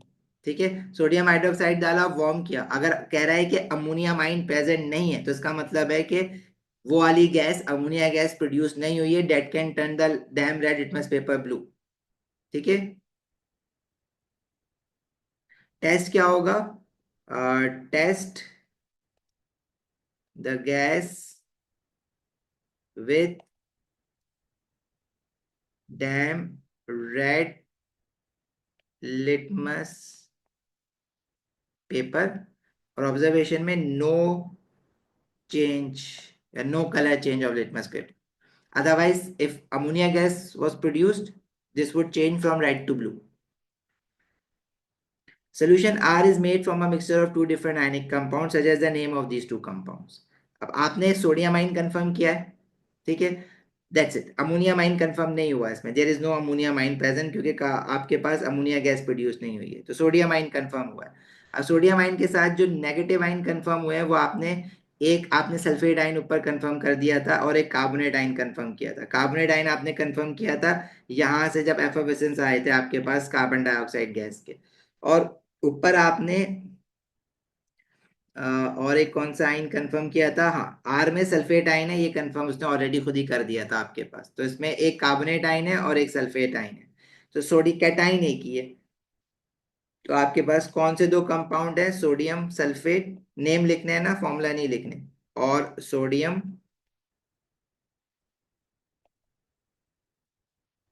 कार्बोनेट। अच्छा, पार्ट डी लुक्स इंटरेस्टिंग। इसमें कह रहा है the student test at different solution P and finds it difficult to decide whether the solution contains chloride और bromide ions. भाई chloride ion gives you white precipitate and bromide ion gives you off white या cream precipitate। अब white and off white looks nearly same, ठीक है, तो थोड़ा सा मुश्किल होता है आइडेंटिफाई करने में। The student also has aqueous potassium chloride and aqueous potassium bromide. अच्छा, सोल्यूशन जो है उसके पास पोटेशियम क्लोराइड भी है, पोटेशियम ब्रोमाइड भी है। तो अब आप ये कर सकते हैं कि भाई आप पोटेशियम क्लोराइड को एक सोल्यूशन में लें। अब आपको पता है कि इसमें क्लोराइड आइन है और इसका, इसमें सिल्वर नाइट्रेट डाल के प्रेसिपिटेट देख लें, और पोटेशियम ब्रोमाइड को अलग से लें और उसमें आप सिल्वर नाइट्रेट डाल के उसका कलर देख लें, फिर मैच कर लें कि कौन सा वाला कलर आया आपके पास सोल्यूशन पी में। Suggest how the student could use the aqueous potassium chloride and aqueous potassium bromide to make it easier to decide whether the P contains chloride ion or bromide ion। ठीक है, समझ आई बात क्या हुई है इसमें?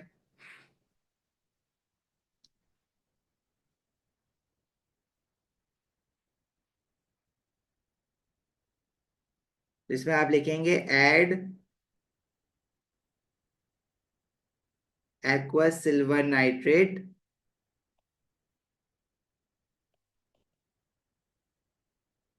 separately to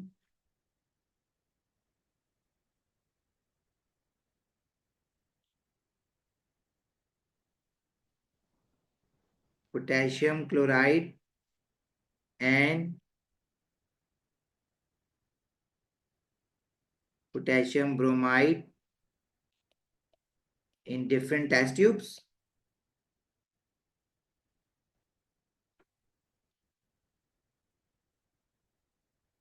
then add aqueous silver nitrate in a test tube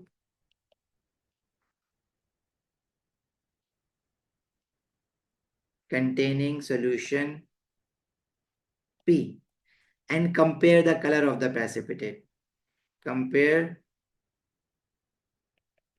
the color of precipitate। किसका, आपने सॉल्यूशन पी में जब सिल्वर नाइट्रेट डाला है तो इसका कलर किस चीज के साथ मैच कर रहा है, इसका कलर क्लोराइड आयन के साथ सिल्वर नाइट्रेट डालने पे मैच कर रहा है या ब्रोमाइड आयन के साथ कर रहा है? जिस चीज के साथ भी मैच कर रहा है तो सॉल्यूशन पी में वही वाला आयन होगा। पी को फ्लेम टेस्ट क्लोराइड ब्रोमाइड और आयोडाइड के लिए, हैलाइड आयन की टेस्टिंग के लिए हम फ्लेम टेस्ट नहीं करते। अब पी में कौन सा कैटाइन है, सोडियम आयन है, तो फ्लेम टेस्ट करके सोडियम आयन तो हमने पता लगा नहीं, अच्छा सॉरी, पी जो है वो एक नया कंपाउंड है। अब अगर मैं फ्लेम टेस्ट करूंगा तो flame test is for cations not for anions, इसलिए मैं फ्लेम टेस्ट नहीं कर रहा पी का। ठीक है, लेकिन वही कह रहे थे कि आपके पास जो क्लोराइड और ब्रोमाइड की पीपीटी आते हैं ना वो नियरली सेम होते हैं, वाइट या ऑफ वाइट पीपीटी। तो आप कंफर्म, आपको आपको वो ऑफ वाइट है, आपको लग रहा है वाइट, अब आप कंफ्यूज हैं कि मैं इसको क्लोराइड कहूँ या ब्रोमाइड कहूँ। तो आपके पास एक दो अलग अलग सोल्यूशन थे क्लोराइड के और ब्रोमाइड के, आपने उन दोनों के अलग अलग टेस्ट किए। तो क्लोराइड आयन का वाइट प्रेसिपिटेट, क्लोराइड आयन का प्रेसिपिटेट और ब्रोमाइड आयन का जो प्रेसिपिटेट है, आपने उन दोनों टेस्ट ट्यूब को सामने रखा, सोल्यूशन पी में जो प्रेसिपिटेट आया है आपने उसको मैच करके देख लिया कि क्लोराइड आयन के साथ मैच हो रहा है या ब्रोमाइड आयन वाले के साथ मैच हो रहा है। जिस चीज के साथ भी मैच हो रहा है मतलब उसका, इसमें भी वही वाला आयन है। ठीक है, अब अगेन ये जो पेपर आया हुआ है ना जून 2024 के पेपर्स, ये आपके, it requires a lab skill. ठीक है, तो ये बड़ा खतरनाक सा इन्होंने पेपर बनाया हुआ था इस बार। तो तुम कोशिश करते हैं जितने भी इस तरह के क्वेश्चंस हैं, इसलिए ये चूज किया गया पेपर के आपको बताया जाए। खतरनाक वाले लैब स्किल्स अगर आप लैब में उतरे होते, अब कैम्ब्रिज चाहता है कि अब जाओ ओ लेवल और आईजीसीएसई के बच्चों को लैब में लेके जाओ। ऑफ नहीं कर रहे, हाँ ब्रेक ले सकते हैं। मुझे असल में ना एक क्वेश्चन इसका आईजी का दिखाना है, एक टेबल वाला दिखाना है, पार्ट ई रह गया है अभी, wait. The student adds hydrochloric acid to another solution and gas is produced, the gas is pass through lime water, describe how the gas can be pass through lime water, you may draw a label diagram to help answer the question. अच्छा जी, अभी मैंने आपके सामने एक apparatus बनाया था, ठीक है। उस अपैरेटस में मैंने आपको, अब आप डायग्राम कैसे बनाएंगे, let me make a diagram for you.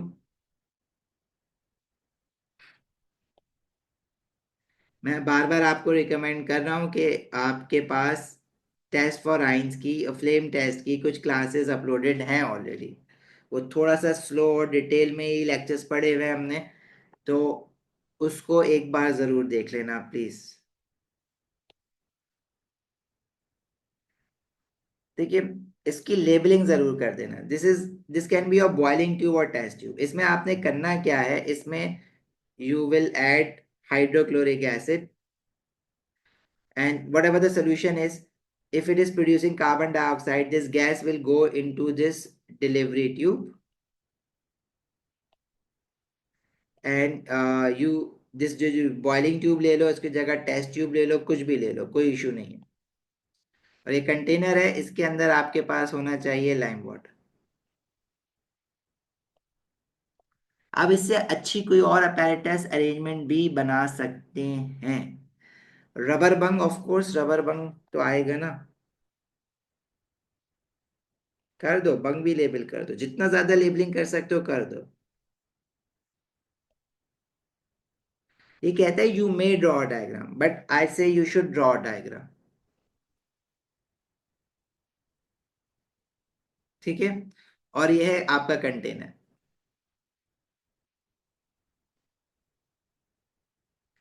अच्छा जी, अब आप इसमें लिखेंगे क्या, मैं आपको वो पॉइंट्स भी बता देता हूँ, देखिए। Attach a delivery tube to a boiling tube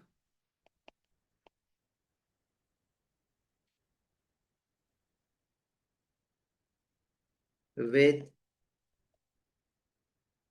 rubber bung which have reactants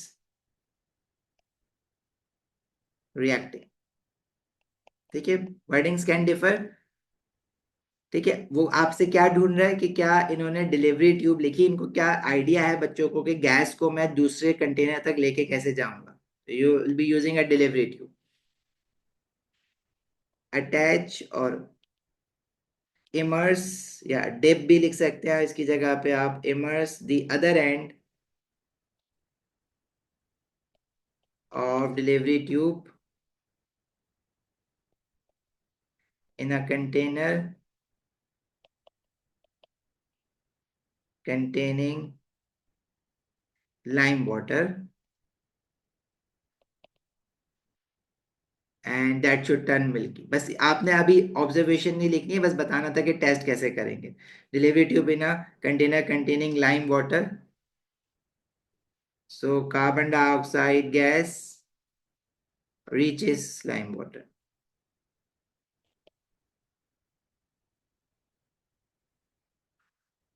सिर्फ डायग्राम बनाने के भी मार्क्स मिल जाएंगे अगर आपने प्रॉपरली लेबल कर दिए। Examiner is very generous in grade 11, अगर आपने डायग्राम प्रॉपर बना के लेबल कर दिए तो भी मार्क्स मिल जाएंगे। देखो और भी मेथड्स होते हैं, और भी मेथड्स हैं इसमें। अगर आप देखें ये वाला क्वेश्चन ना पहली बार कब आया, ये 2023 के पेपर में भी नहीं आया। 2023 भी में इन्होंने एक स्पेसिमेन पेपर दिया था जब एटीपी का पैटर्न चेंज किया था। स्पेसिमेन पेपर में फर्स्ट टाइम उन्होंने कहा कि describe the apparatus arrangement to test for carbon dioxide gas, उसकी मार्किंग की में ये वाले पॉइंट्स लिखे हुए थे। अब ये पेपर जब क्वेश्चन 2024 में आया है, तो उन्होंने जो है वो ये वाले पॉइंट्स एग्जैक्टली नहीं लिखे हुए, बट उसमें लिखा हुआ है you can use a dropping pipette to collect the gas. मतलब when you are adding an acid और any other thing which is producing carbon dioxide gas, तो हमारे पास एक ड्रॉपर होता है। उस ड्रॉपर को जब आप पुश करके रिलीज करेंगे तो उसमें कुछ गैस आ जाएगी, और उस गैस को जब आप उस ड्रॉपिंग पिपेट को, ड्रॉपर को जब आप लाइम वाटर में डिप करके वापस पुश करेंगे तो गैस बाहर आएगी। और अगर जब गैस बाहर आएगी और व्हाइट पीपीटी बन रहा होगा तो कार्बन डाइऑक्साइड गैस प्रेजेंट है। साथ में इन्होंने डिलीवरी ट्यूब वाली बात भी लिखी हुई है। तो अब आपको जब आप इसकी मार्किंग की देखेंगे तो लिटरली आपको रियलाइज नहीं होगा कि आपको क्या लिखना है, इसलिए ये बातें आपको पढ़ाई जा रही। ठीक है।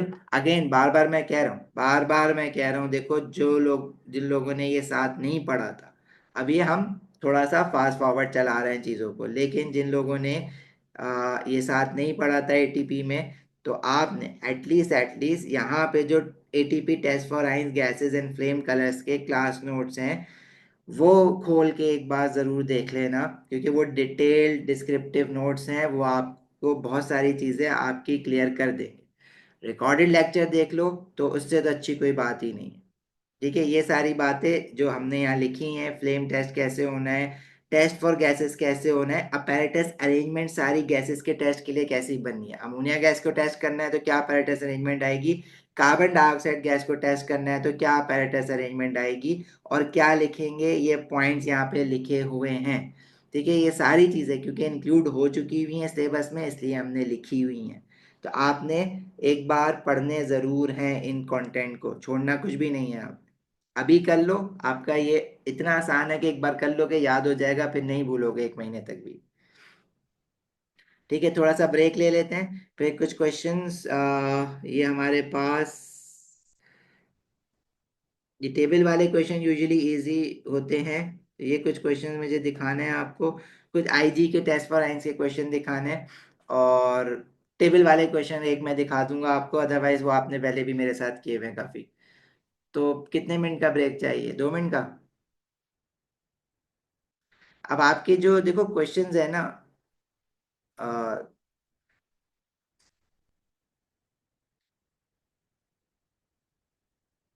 10 मिनट्स का, तो चलो 6 मिनट्स का, ना तुम्हारी ना मेरी, 7 मिनट्स का ब्रेक ले ले। चलो 10 मिनट्स का ले लो। चलो, अच्छा भाई, ये अगेन टेस्ट फॉर आइंस का क्वेश्चन है, थोड़ा सा डिफरेंट स्टाइल का है, टेबल वाला है। आईजी में, आईजी का क्वेश्चन है एक्चुअली। ठीक है, तो मैं आपको बार बार कह रहा हूँ कि आपने वो ओ लेवल वाले आईजी का भी करें, आईजी वाले ओ लेवल का करें, स्पेशली ओ लेवल वाले आईजी का पेपर जरूर करें, क्योंकि आपका जो पैटर्न चेंज हुआ है ना वो आईजी के हिसाब से चेंज हुआ है। तो आपने ओ लेवल वालों ने तो स्पेशली आईजी के 2-3 ईयर्स करने हैं। अच्छा जी। Student test two substances solid R and solid S. Test on solid R. Table 3.1 shows the test and the student's observation for solid R. Test 1 says gently heat about half of solid R in a boiling tube. The white solid forms a colorless liquid. Obviously melt हो गया है solid, और क्या हो सकता है? Steam comes out of from the boiling tube and condensation forms at the top of the boiling tube. जब आपने सॉलिड को हीट करा है तो स्टीम निकली है। किसी भी सॉलिड को जब आप हीट कर रहे हो और स्टीम निकल रही है, मतलब वाटर निकल रहा है, तो वाटर कहाँ से आएगा उसमें? इसका मतलब है कि जो सॉलिड आर है वो हाइड्रेटेड सॉल्ट है, इसमें वाटर ऑफ क्रिस्टलाइजेशन है। जब आप इसको हीट कर रहे हैं तो इसमें से वाटर ऑफ क्रिस्टलाइजेशन इवेपोरेट हो रहा है, स्टीम बन रहा है। ठीक है। टेस्ट 2 में आपसे कहा जा रहा है the remaining solid R is dissolve in distil water. अब जब आपने इसको हीट करके इसमें से स्टीम निकाल दिया है, तो आपके पास ये जो सॉलिड आया है वो आया है एनहाइड्रस सॉल्ट। अब एनहाइड्रस सॉल्ट को आपने क्या किया, डिजोल्व करा डिस्टिल वाटर में, वो डिजोल्व हो गया to form a solution R. It means R जो है वो एक सॉल्युबल सॉल्ट है, तभी तो वो डिजोल्व हुआ है। अब आर में कोई कैटाइन होगा और कोई एनाइन होगा। अब उसका टेस्ट फॉर कैटाइन और टेस्ट फॉर एनाइन आप करोगे। Solution R is divided into 4 portions. To the first portion of solution R add aqueous sodium hydroxide. जब आप सोडियम हाइड्रोक्साइड डाल रहे हैं तो मतलब आप टेस्ट फॉर कैटाइंस कर रहे हैं। Drop wise and then in excess. और अगर वाइट प्रेसिपिटेट आ रहा है तो वाइट प्रेसिपिटेट आपका किन किन चीज़ों के साथ आया है सोडियम हाइड्रोक्साइड डालने पे? आप टेबल देखेंगे तो एल्यूमिनियम आयन के साथ आया है, जिंक 2 पॉजिटिव आयन के साथ वाइट पीपीटी आ रहा है, और कैल्शियम 2 पॉजिटिव आयन के साथ वाइट पीपीटी आ रहा है। तो white precipitate dissolve in aqueous sodium hydroxide, और व्हाइट पीपीटी डिजोल्व किन दो आइंस का होता है, एल्यूमिनियम आइन का होता है और जिंक आइन का हो जाता है। सोडियम हाइड्रोक्साइड एक्सेस डालने पे कैल्शियम आइन का नहीं होता। तो I can rule out calcium ion from here, but I can not से फॉर श्योर कि एल्यूमिनियम आइन है या जिंक टू पॉजिटिव आइन है। अगर ये एक्वस अमोनिया डालता तो मैं कंफर्म कर सकता था, अभी मैं कंफर्म नहीं कर सकता। टेस्ट 3 में कह रहे हैं to the second portion of solution R, मतलब सोल्यूशन आर को आपने 4 पोर्शंस में डिवाइड किया। फर्स्ट पोर्शन में आपने सोडियम हाइड्रोक्साइड के साथ टेस्टिंग कर लिए, सेकंड पोर्शन में आप एक्वस अमोनिया के साथ टेस्टिंग कर रहे हैं। जब आप एक्वस अमोनिया के साथ टेस्टिंग कर रहे हैं तो अगेन वाइट पीपीटी आ रहा है, तो इसका मतलब है ये आप एल्यूमिनियम आइन या जिंक टू पॉजिटिव आइन में से अभी भी कोई और कोई हो सकता है। तो white precipitate remains in excess aqueous ammonia. Zinc two positive ion का white PPT aqueous ammonia excess aqueous ammonia में सॉल्युबल होता है, एल्यूमिनियम आइन का इनसॉल्युबल रहता है। तो यहां से मुझे कंफर्म हो गया कि इस सोल्यूशन आर में एल्यूमिनियम आयन प्रेजेंट है। आप चाहें तो आप टेबल देख लें, आपको अभी तक ये बातें याद नहीं हुई होंगी ऑफ कोर्स, लेकिन अगर आप टेबल देखोगे तो एक्वस अमोनिया के साथ एल्यूमिनियम आयन का व्हाइट पीपीटी इनसॉल्युबल रहता है, और जिंक टू पॉजिटिव आयन के साथ व्हाइट पीपीटी सॉल्युबल हो जाता है। ठीक है, यही वाली बात आपको कंफ्यूज कर रही थी। अगर मैं सोडियम हाइड्रोक्साइड के साथ टेस्टिंग कर रहा हूँ तो एल्यूमिनियम आइन और जिंक आइन दोनों के साथ सेम ऑब्जर्वेशन है, white PPT soluble in access. I can not से फॉर श्योर कि एल्यूमिनियम आइन है या जिंक आइन है। लेकिन जब मैं एक्वस अमोनिया के साथ इसकी टेस्टिंग करूंगा तो एल्यूमिनियम आइन का व्हाइट पीपीटी इनसॉल्युबल रहता है एक्सेस अमोनिया में, जिंक आइन का सॉल्युबल हो जाता है। अब हमारे पास ये जो क्वेश्चन है इसमें इसने कहा हुआ है कि जो व्हाइट पीपीटी बना है that remains in excess aqueous ammonia, इसका मतलब है कि जिंक टू पॉजिटिव आइन नहीं है, इसमें एल्यूमिनियम आइन है। अदरवाइज जिंक टू पॉजिटिव आइन होता तो उसका व्हाइट पीपीटी सॉल्युबल हो जाता है एक्सेस अमोनिया में। ठीक है, देख रहे हो किस तरह से हमें पहले उसने टेस्ट सोडियम हाइड्रोक्साइड का दिया जो कि कंफ्यूज कर रहा था एल्यूमिनियम और जिंक आइन में, एक्वस अमोनिया के साथ उसने कंफर्म कर दिया कि एल्यूमिनियम आइन है। टेस्ट 4 में कह रहा है to the third portion of solution R add 1 cm cube of dilute nitric acid followed by few drops of barium nitrate. और जब आप बेरियम नाइट्रेट डालते हैं तो मतलब आप सल्फेट आयन को टेस्ट करना चाह रहे हैं।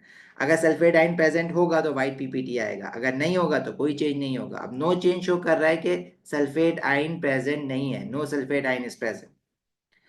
फिर नेक्स्ट फोर्थ पोर्शन में वो कह रहा है कि हमने नाइट्रिक एसिड के साथ सिल्वर नाइट्रेट डाला है। अब सिल्वर नाइट्रेट डाला है तो आप या तो क्लोराइड आयन को टेस्ट कर रहे हैं या ब्रोमाइड आयन को या आयोडाइड आयन को।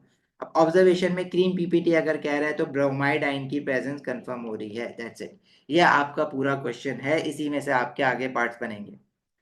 हमने पहले ही पढ़ लिया इसमें कि क्या क्या हो सकता है। मैं चाहता हूं कि आपकी भी ऐसी प्रैक्टिस हो कि आप क्वेश्चन को देख के वहीं पे क्रैक कर लें कि क्या पूछने वाला है आपसे आगे क्वेश्चन में। State the conclusion that can be made from the observation in test 1।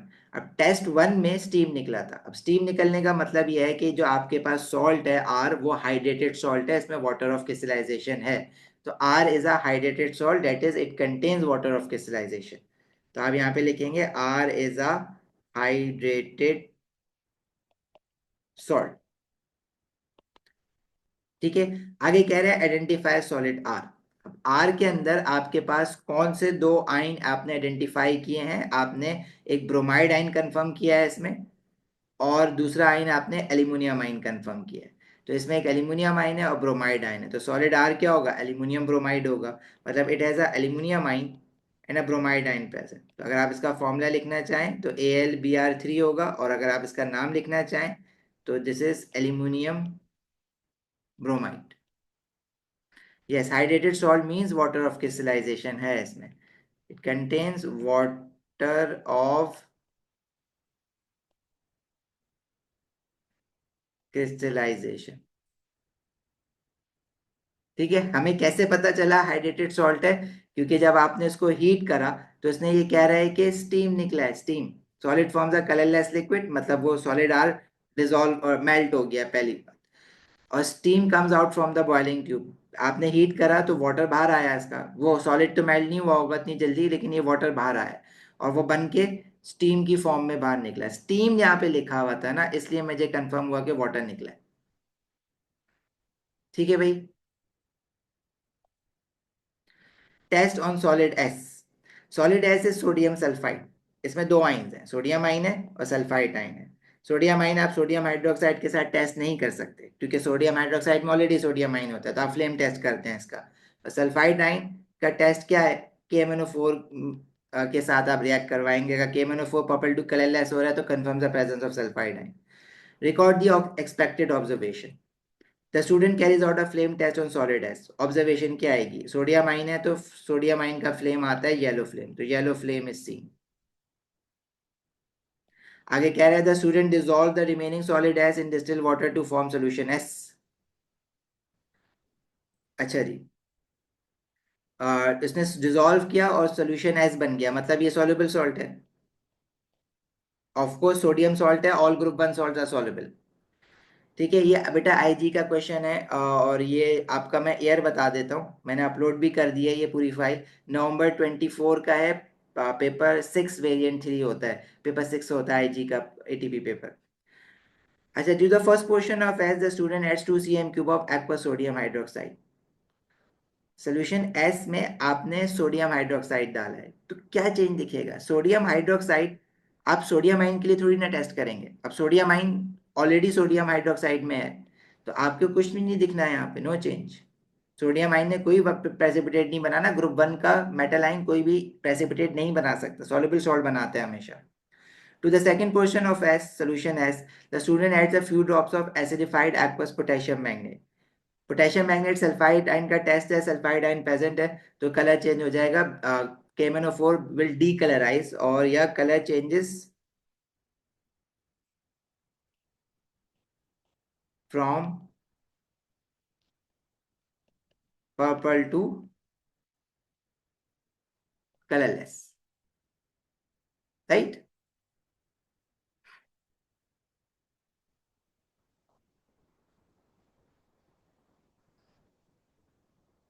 एक और क्वेश्चन करते हैं। ये क्वेश्चन का ईयर है November 24, पेपर 6 वेरिएंट 3।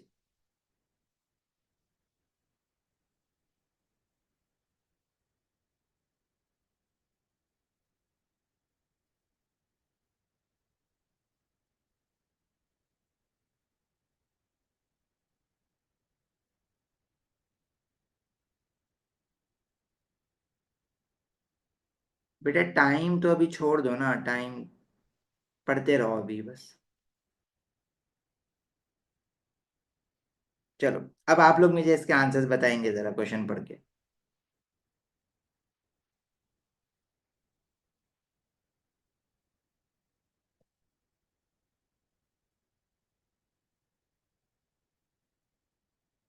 ईयर मैंने आपको बताया, ये है November 24, IGCSE का है, पेपर 6 वेरिएंट 3।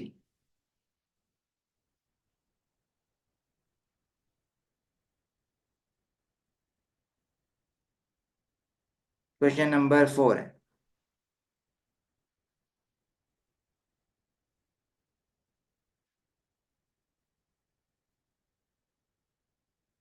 बिल्कुल। A mixture contains 3 solid compounds: aluminium oxide, calcium carbonate and calcium chloride. देखो सॉल्युबिलिटी टेबल मैं आपको दिखा देता हूँ। सॉल्युबिलिटी टेबल हमारे पास क्या आता है वो आपको याद होना चाहिए, जो आपने एसिड बेसिस एंड सॉल्ट्स में पढ़ा है। इसमें हम कुछ बातें तो कॉमन है, all we say all group one metal salts are soluble, and we have all ammonium salts are soluble. इसी तरह आपके पास बाकी सल्फेट की सॉल्युबिलिटी में आपने याद रखना है कि all sulphates are water soluble except for calcium sulphate, lead two sulphate and barium sulphate. Secondly फिर आपने याद किया था कि all nitrate salts are water soluble, और all chloride salts are water soluble except for lead two chloride and silver chloride.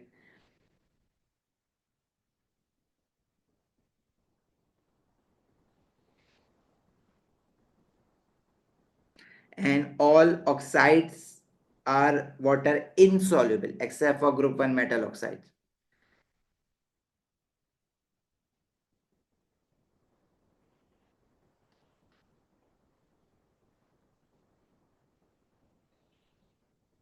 ये मैं यहाँ अटैच कर रहा हूँ, ठीक है।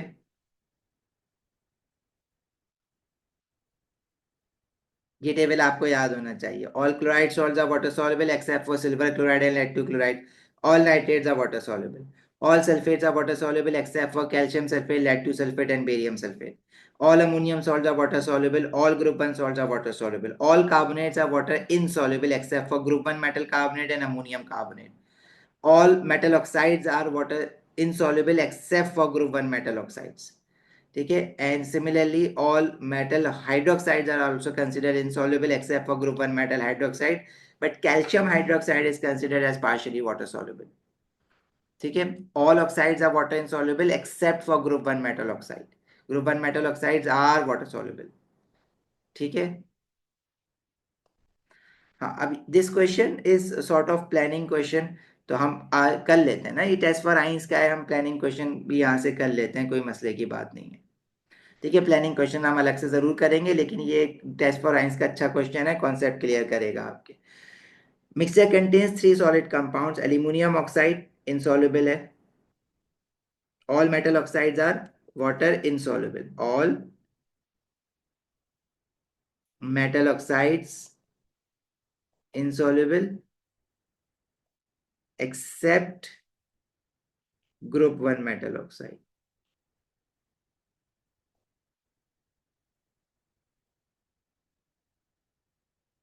Calcium carbonate, all carbonates are insoluble.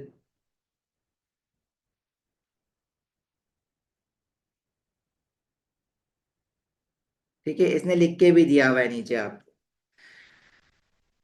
Table 4.1 gives some information about 3 compounds in the mixture. Name of compound aluminum oxide insoluble है, calcium carbonate insoluble है, calcium chloride soluble है because all chlorides are soluble except for lead 2 chloride and silver chloride. Effect of adding aqueous sodium hydroxide reacts to form a soluble compound. Aluminum oxide is your amphoteric oxide, and amphoteric oxide reacts with both acid and alkali.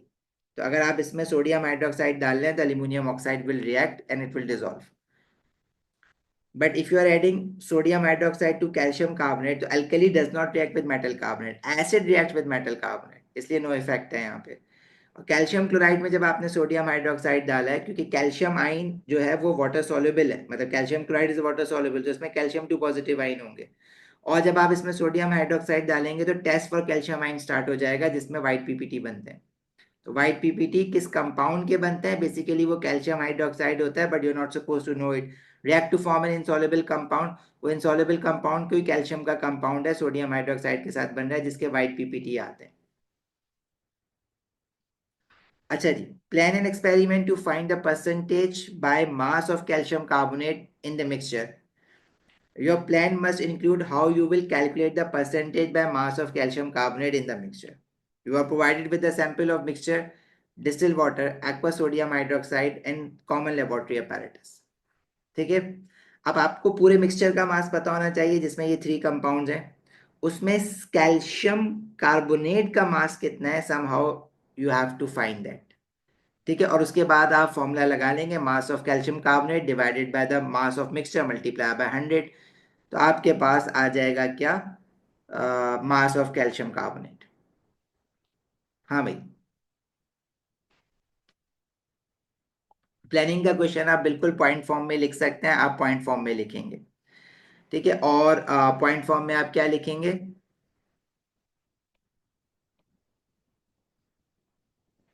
Major the mass of a mixture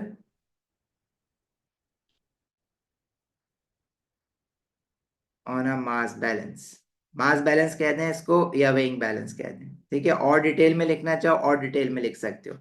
किस तरह से detail में लिख सकते हैं भाई इसको? इसको इस तरह से डिटेल में लिख सकते हैं, measure the mass of empty beaker, add mixture, add some mixture into it and measure the mass of a beaker plus sample, then subtract these two masses to get the mass of mixture into the beaker. ठीक है, formula भी लिखेंगे, बिल्कुल लिखेंगे. देखो, कर पता है करना क्या है, इसकी पूरी प्लानिंग क्या होगी. आपके पास, आपने एक बीकर में ये मिक्सचर लिया, इस मिक्सचर में आपके पास एल्यूमिनियम ऑक्साइड भी है, इस मिक्सचर में आपके पास कैल्शियम क्लोराइड भी है, और इस मिक्सचर में आपके पास कैल्शियम कार्बोनेट भी है. जब आप इसके अंदर, ये आपने सॉलिड फॉर्म में इसका कुछ मास जो है वो यहाँ पे ले लिया. जब आप इसमें डिस्टिल वाटर डालेंगे, डिस्टिल वाटर इसलिए ज़रूरी है ताकि आपके पास कोई चीज़ कोई और आइन ना आ जाए इसके अंदर। ठीक है, इसलिए प्योर डिस्टिल वाटर डालेंगे आप इसमें। एंड आप इसकी स्टिरिंग करेंगे। जब आप इसकी स्टिरिंग करेंगे तो अक्सर हम लोग ना सॉल्युबिलिटी ऑफ सॉल्ट बढ़ाने के लिए हीट भी कर रहे होते हैं। ठीक है, आप हीट भी लिख सकते हैं इसमें। जब आप स्टिरिंग कर देंगे तो one of the salt which is calcium chloride will dissolve, ये डिजोल्व हो जाएगा। अच्छा, उसके बाद दो इनसॉल्युबल सॉल्ट है, एल्यूमिनियम ऑक्साइड, ये कहीं नहीं जाने वाला मिक्सचर में से, और कैल्शियम कार्बोनेट, इसके भी सॉलिड पार्टिकल्स होंगे। फिर आप क्या करेंगे, इसमें सोडियम हाइड्रोक्साइड डालेंगे। जब आप सोडियम हाइड्रोक्साइड डालेंगे तो क्या होगा, जो एल्यूमिनियम ऑक्साइड है वो सोडियम हाइड्रोक्साइड के साथ रिएक्ट करके एक सॉल्युबल सॉल्ट बना लेगा, वो डिजोल्व हो जाएगा। तो एल्यूमिनियम ऑक्साइड भी आपने डिजोल्व करवा दिया। अब आपके पास पूरे मिक्सचर में सॉलिड फॉर्म में सिर्फ और सिर्फ कैल्शियम कार्बोनेट है। इसको मिक्सचर से बाहर निकालने के लिए आप क्या करेंगे, इसकी फिल्ट्रेशन कर लेंगे। तो फिल्ट्रेशन कर लेंगे तो प्रेसिपिटेट में आपके पास इस मिक्सचर में जितना भी कैल्शियम कार्बोनेट था वो सबका सब बाहर आ जाएगा। और जब कैल्शियम कार्बोनेट आ जाएगा तो उस वो आएगा in the form of residue. उस रेजिड्यू को you will wash with distil water, ताकि उसके साथ अगर कोई चीज़ चिपकी हुई है तो वो निकल जाए। और डिस्टिल वाटर के साथ वॉश करने के बाद आप उसको ड्राई करेंगे। ड्राई करने के बाद आप उसको रीवे करेंगे, मतलब इसका वे करेंगे, मास निकालेंगे। और वो मास किसका होगा, कैल्शियम कार्बोनेट का मास होगा। आपने इनिशियली मिक्सचर का मास लिया था, आपने कैल्शियम कार्बोनेट का मास निकाल लिया। आप इन दोनों का रेशियो लेके मल्टीप्लाई बाय 100 करेंगे तो percentage by mass of calcium carbonate in the mixture आ जाएगा। अब लिखना कैसे है इस पूरी बात को, ये बात तो मैंने आपको बता दी कि ये ऐसा हो रहा है, ऐसा करना है आपको, और आपने अपने माइंड को इस तरह से प्रोसेस करना है। प्लानिंग के क्वेश्चंस में हम यूजुअली वाले क्वेश्चंस करेंगे, लेकिन यहाँ पे एक क्वेश्चन मुझे दिख गया प्लानिंग का, अच्छा, जो कि सॉल्ट एनालिसिस से रिलेटेड था। हमने कहा यहीं कर लेते। प्लानिंग के क्वेश्चन में कुछ आपको अलग से मुझे नहीं पढ़ाना है, बस यही सारी चीज़ें मुझे आपको बतानी होंगी प्लानिंग के क्वेश्चन में भी।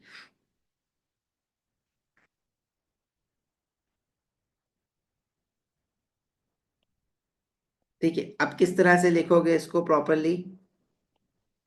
देखो, मैं अगर लिखने बैठूंगा तो मैं बहुत सारे पॉइंट्स लिखूंगा इसमें, क्योंकि आप भी इसको थोड़ा सा ऐसे प्रोसेस करें ना। जगह आपके पास बहुत होती है तो उसकी आप टेंशन नहीं लीजिएगा, आप ब्लैंक पेजेस पे भी नीचे जा सकते हैं।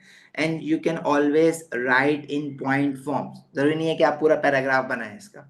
पॉइंट फॉर्म में ही लिखो, ज्यादा बेटर है। चेकर के लिए चेकिंग करना आसान होता है पॉइंट फॉर्म में। जरा बेटा थोड़ी सी देर और प्लीज। आपने क्या करना है, मेजर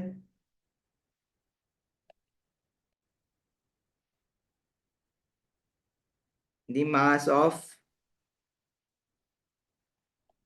एम्प्टी बीकर। देखो, बीकर का मास मेजर करना है, हमने ये लास्ट टाइम भी क्वेश्चन कर रहे थे।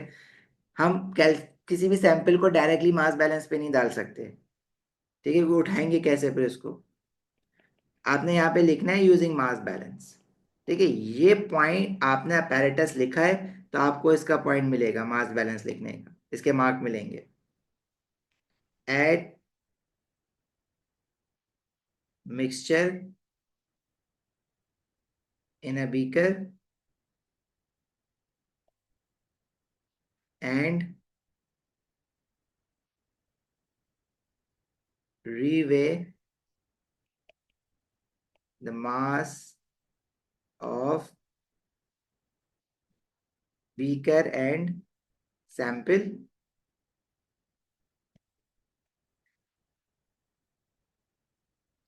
के बाद subtract the two masses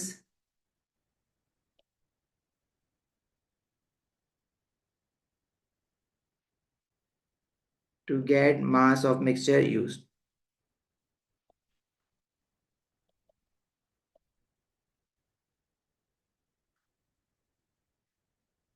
H2O नहीं है, अभी हमने वाटर नहीं डाला, अब हम डालेंगे। एड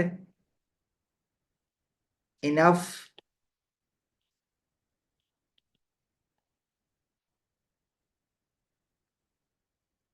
एड इनफ भी लिख सकते हो और आप ये भी लिख सकते हो, add just sufficient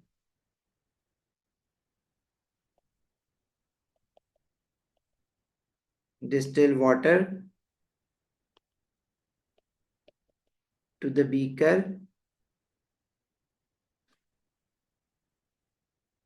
so that to dissolve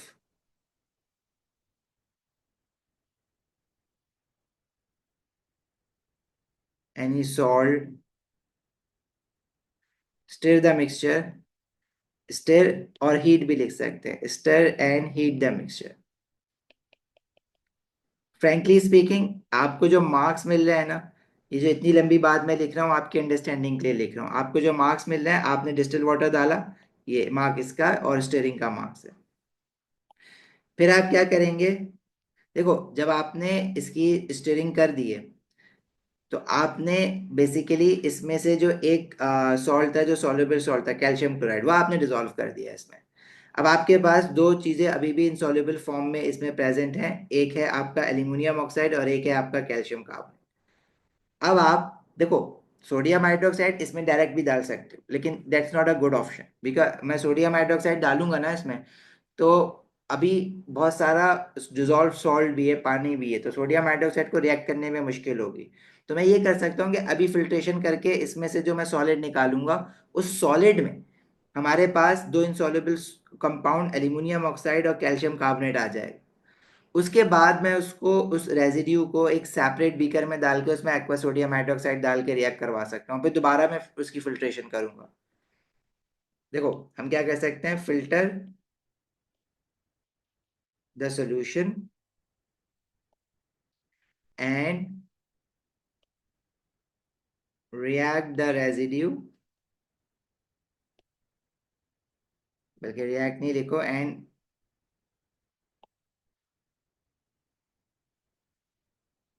add a residue in a separate beaker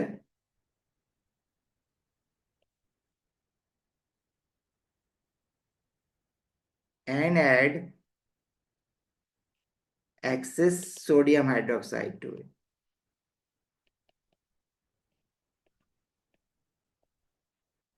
Again stir the mixture। अब एल्यूमिनियम ऑक्साइड रिएक्ट हो गया, डिसॉल्व हो गया। Stir the solution, stir the mixture and filter the solution।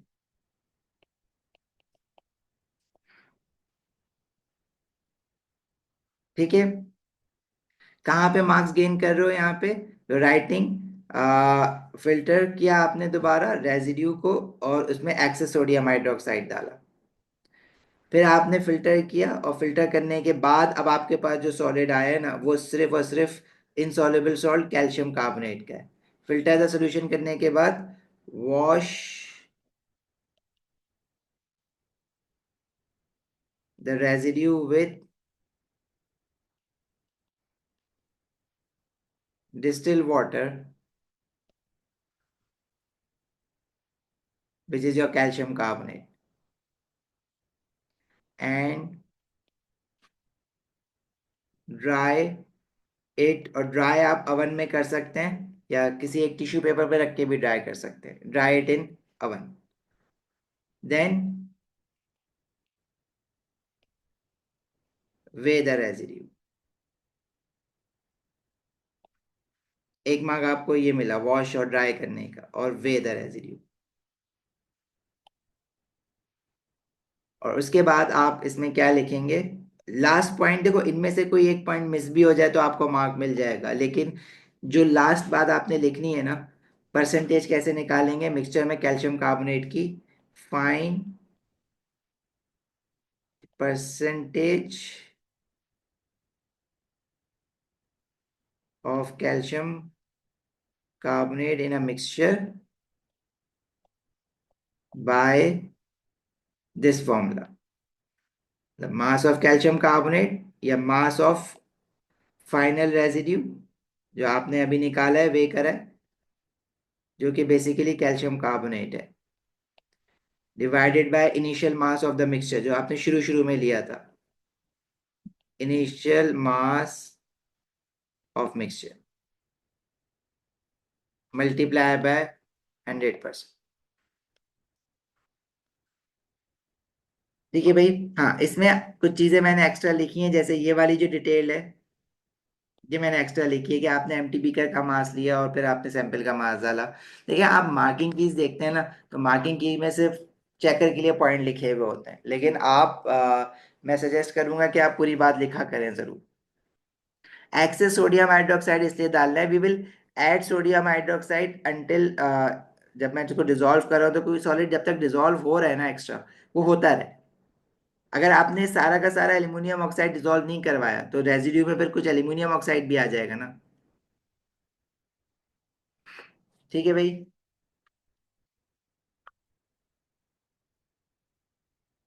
Hair dryer लिख सकते हो, लेकिन lab में हेयर ड्रायर बेटा होता नहीं है आपके पास मलिया, आप घर में थोड़ी कर रहे हैं, लैब के हिसाब से देखें ना, कॉमन लेबोरेटरी अपैरेटस। अब कौन सी कॉमन लेबोरेटरी में आपके पास हेयर ड्रायर रखा हुआ होता है? कहीं नहीं रखा हुआ होता।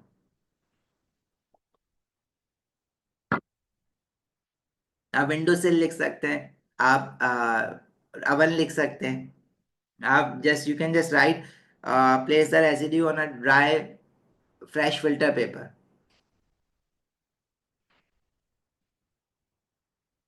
फिजा हमारे पास जो दूसरी बार हमने फिल्ट्रेशन की है, तो उससे पहले हमने एल्यूमिनियम ऑक्साइड को डिजोल्व करवा के खत्म करवाया सोडियम हाइड्रोक्साइड के साथ। ठीक है, और अगर वो हम नहीं करवाते, पूरा का पूरा उसको रिएक्ट नहीं करवाते, तो जो हमने नेक्स्ट टाइम फिल्ट्रेशन की है उसमें कैल्शियम कार्बोनेट के साथ कुछ रिमेनिंग एल्यूमिनियम ऑक्साइड रह जाता, तो फिर वो मास सिर्फ कैल्शियम कार्बोनेट का थोड़ी ना होता। समझ आई बात? चलो, अब आप लोग जा सकते हैं। मैं आपको दोबारा कह रहा हूँ कि आपके पास जो ड्राइव पे या पोर्टल्स पे जो इसके टेस्ट फॉर आइंस के लेक्चर्स अपलोडेड हैं, एक बार आप उसको ज़रूर देखें, आप उसके क्लास नोट भी पढ़ें। और अब बाकी के जो क्वेश्चन हैं आपके पास, देखो अब आप ना एक काम ये कर सकते हो, आपको अगर वर्कशीट में प्रॉब्लम हो रही है कि कौन सी कहाँ से मिल रही है, मैंने डाल तो दिया, आप सिंपली ईयरली निकाल के करना शुरू कर देना। अब आप 2024 से ईयरली स्टार्ट कर दो, उसमें आपके पास आपको क्लियर कट पता चलेगा कि टेस्ट फॉर आइंस का क्वेश्चन है, ये इलेक्ट्रोलिसिस का है, ये मेटल्स का है, ये एनर्जेटिक्स का है। ठीक है, प्लानिंग का क्वेश्चन इस तरह से लाइंस दी हुई होंगी आपके पास, क्लियरली पता चलेगा आपको। मोल्स एंड टाइट्रेशन में ब्यूरेट बना हुआ होगा, अब आपके पास रह जाता है सिर्फ टाइट्रेशन और प्लानिंग वाला। प्लानिंग वाले क्वेश्चंस आपके थ्रू आउट कहीं से भी आ रहा होता है।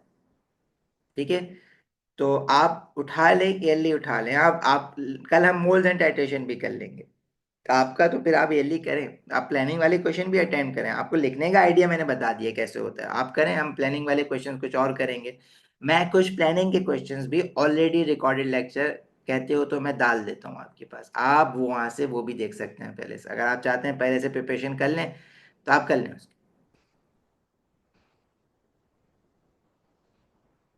टाइम मैनेजमेंट मुश्किल तब होगी जब आप प्रैक्टिस नहीं करेंगे, आप प्रैक्टिस करें। आपके पास देखें, अगर आप 2024 के सारे पेपर्स कर लें, 2023 के सारे पेपर्स कर लें ओ लेवल वालों के लिए, तो फिर उससे पीछे जाना ना थोड़ा मुश्किल है। आप आईजी के क्वेश्चंस कर लें, आपके पास इनफ पेपर्स हैं प्रैक्टिस करने की, आप प्रैक्टिस कर लेंगे, आपकी टाइम मैनेजमेंट खुद ही इम्प्रूव हो जाएगी। अब करके तो देखें, हो जाएगा। आपको लग रहा है अभी शुरू शुरू में पढ़ रहे हो ना, ऐसा कभी शायद एटीपी नहीं पढ़ा इसलिए ऐसा लग रहा है, लेकिन ATP is the easiest components of all three.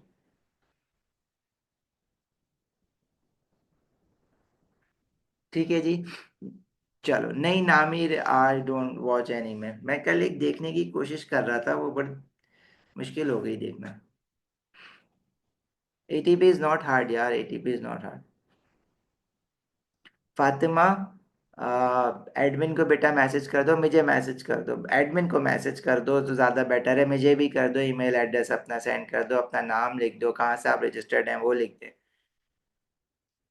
ठीक है, मैं बाकी जो लोग क्वेरीज पूछ रहे हैं ग्रुप पे, आमना, आमना बेटा, मैं ट्राई करता हूँ, मैं कर दूँ रिप्लाई। एक तो ये रमज़ान का स्केड्यूल है, दूसरा आपके मैसेजेस ऑब्वियसली अब बढ़ना शुरू हुए हैं। अच्छा, जो लोग अभी यहाँ पर हैं, तो बेटा आप लोगों के जो रिस्पेक्टिव ग्रुप्स बने हुए हैं, आप लोग ट्राई करें कि उसमें क्वेरीज पोस्ट करें, ताकि मेरे पास एक जगह पे जमा हो क्वेरीज। अगर मैं इंडिविजुअल मैसेजेस पे जाऊंगा तो मैं नहीं अप्रोच कर पा रहा, ह्यूमनली इम्पॉसिबल हो जाता है कभी कभार। लेकिन मैं ऑब्वियसली जैसी कल से जो स्केड्यूल कम हो रहा है, तो हम पूरी कोशिश करेंगे कि आपको विद इन अ डे और टू सारी क्वेरीज का रिप्लाई कर दें। एआई बॉट सेटअप करवाने का भी कोई फायदा नहीं है, वो क्वेरी सारी गलत बता रहा है। चैट जीपीटी आपकी इफेक्टिव नहीं हो रही, गॉट आपकी इफेक्टिव नहीं है। तो आपका एक बार आप आंसर डालें कोई क्वेश्चन का, वो एक आंसर बताएगा, दूसरी बार उसी को आप रिजनरेट करें तो वो दूसरा आंसर बता देता है।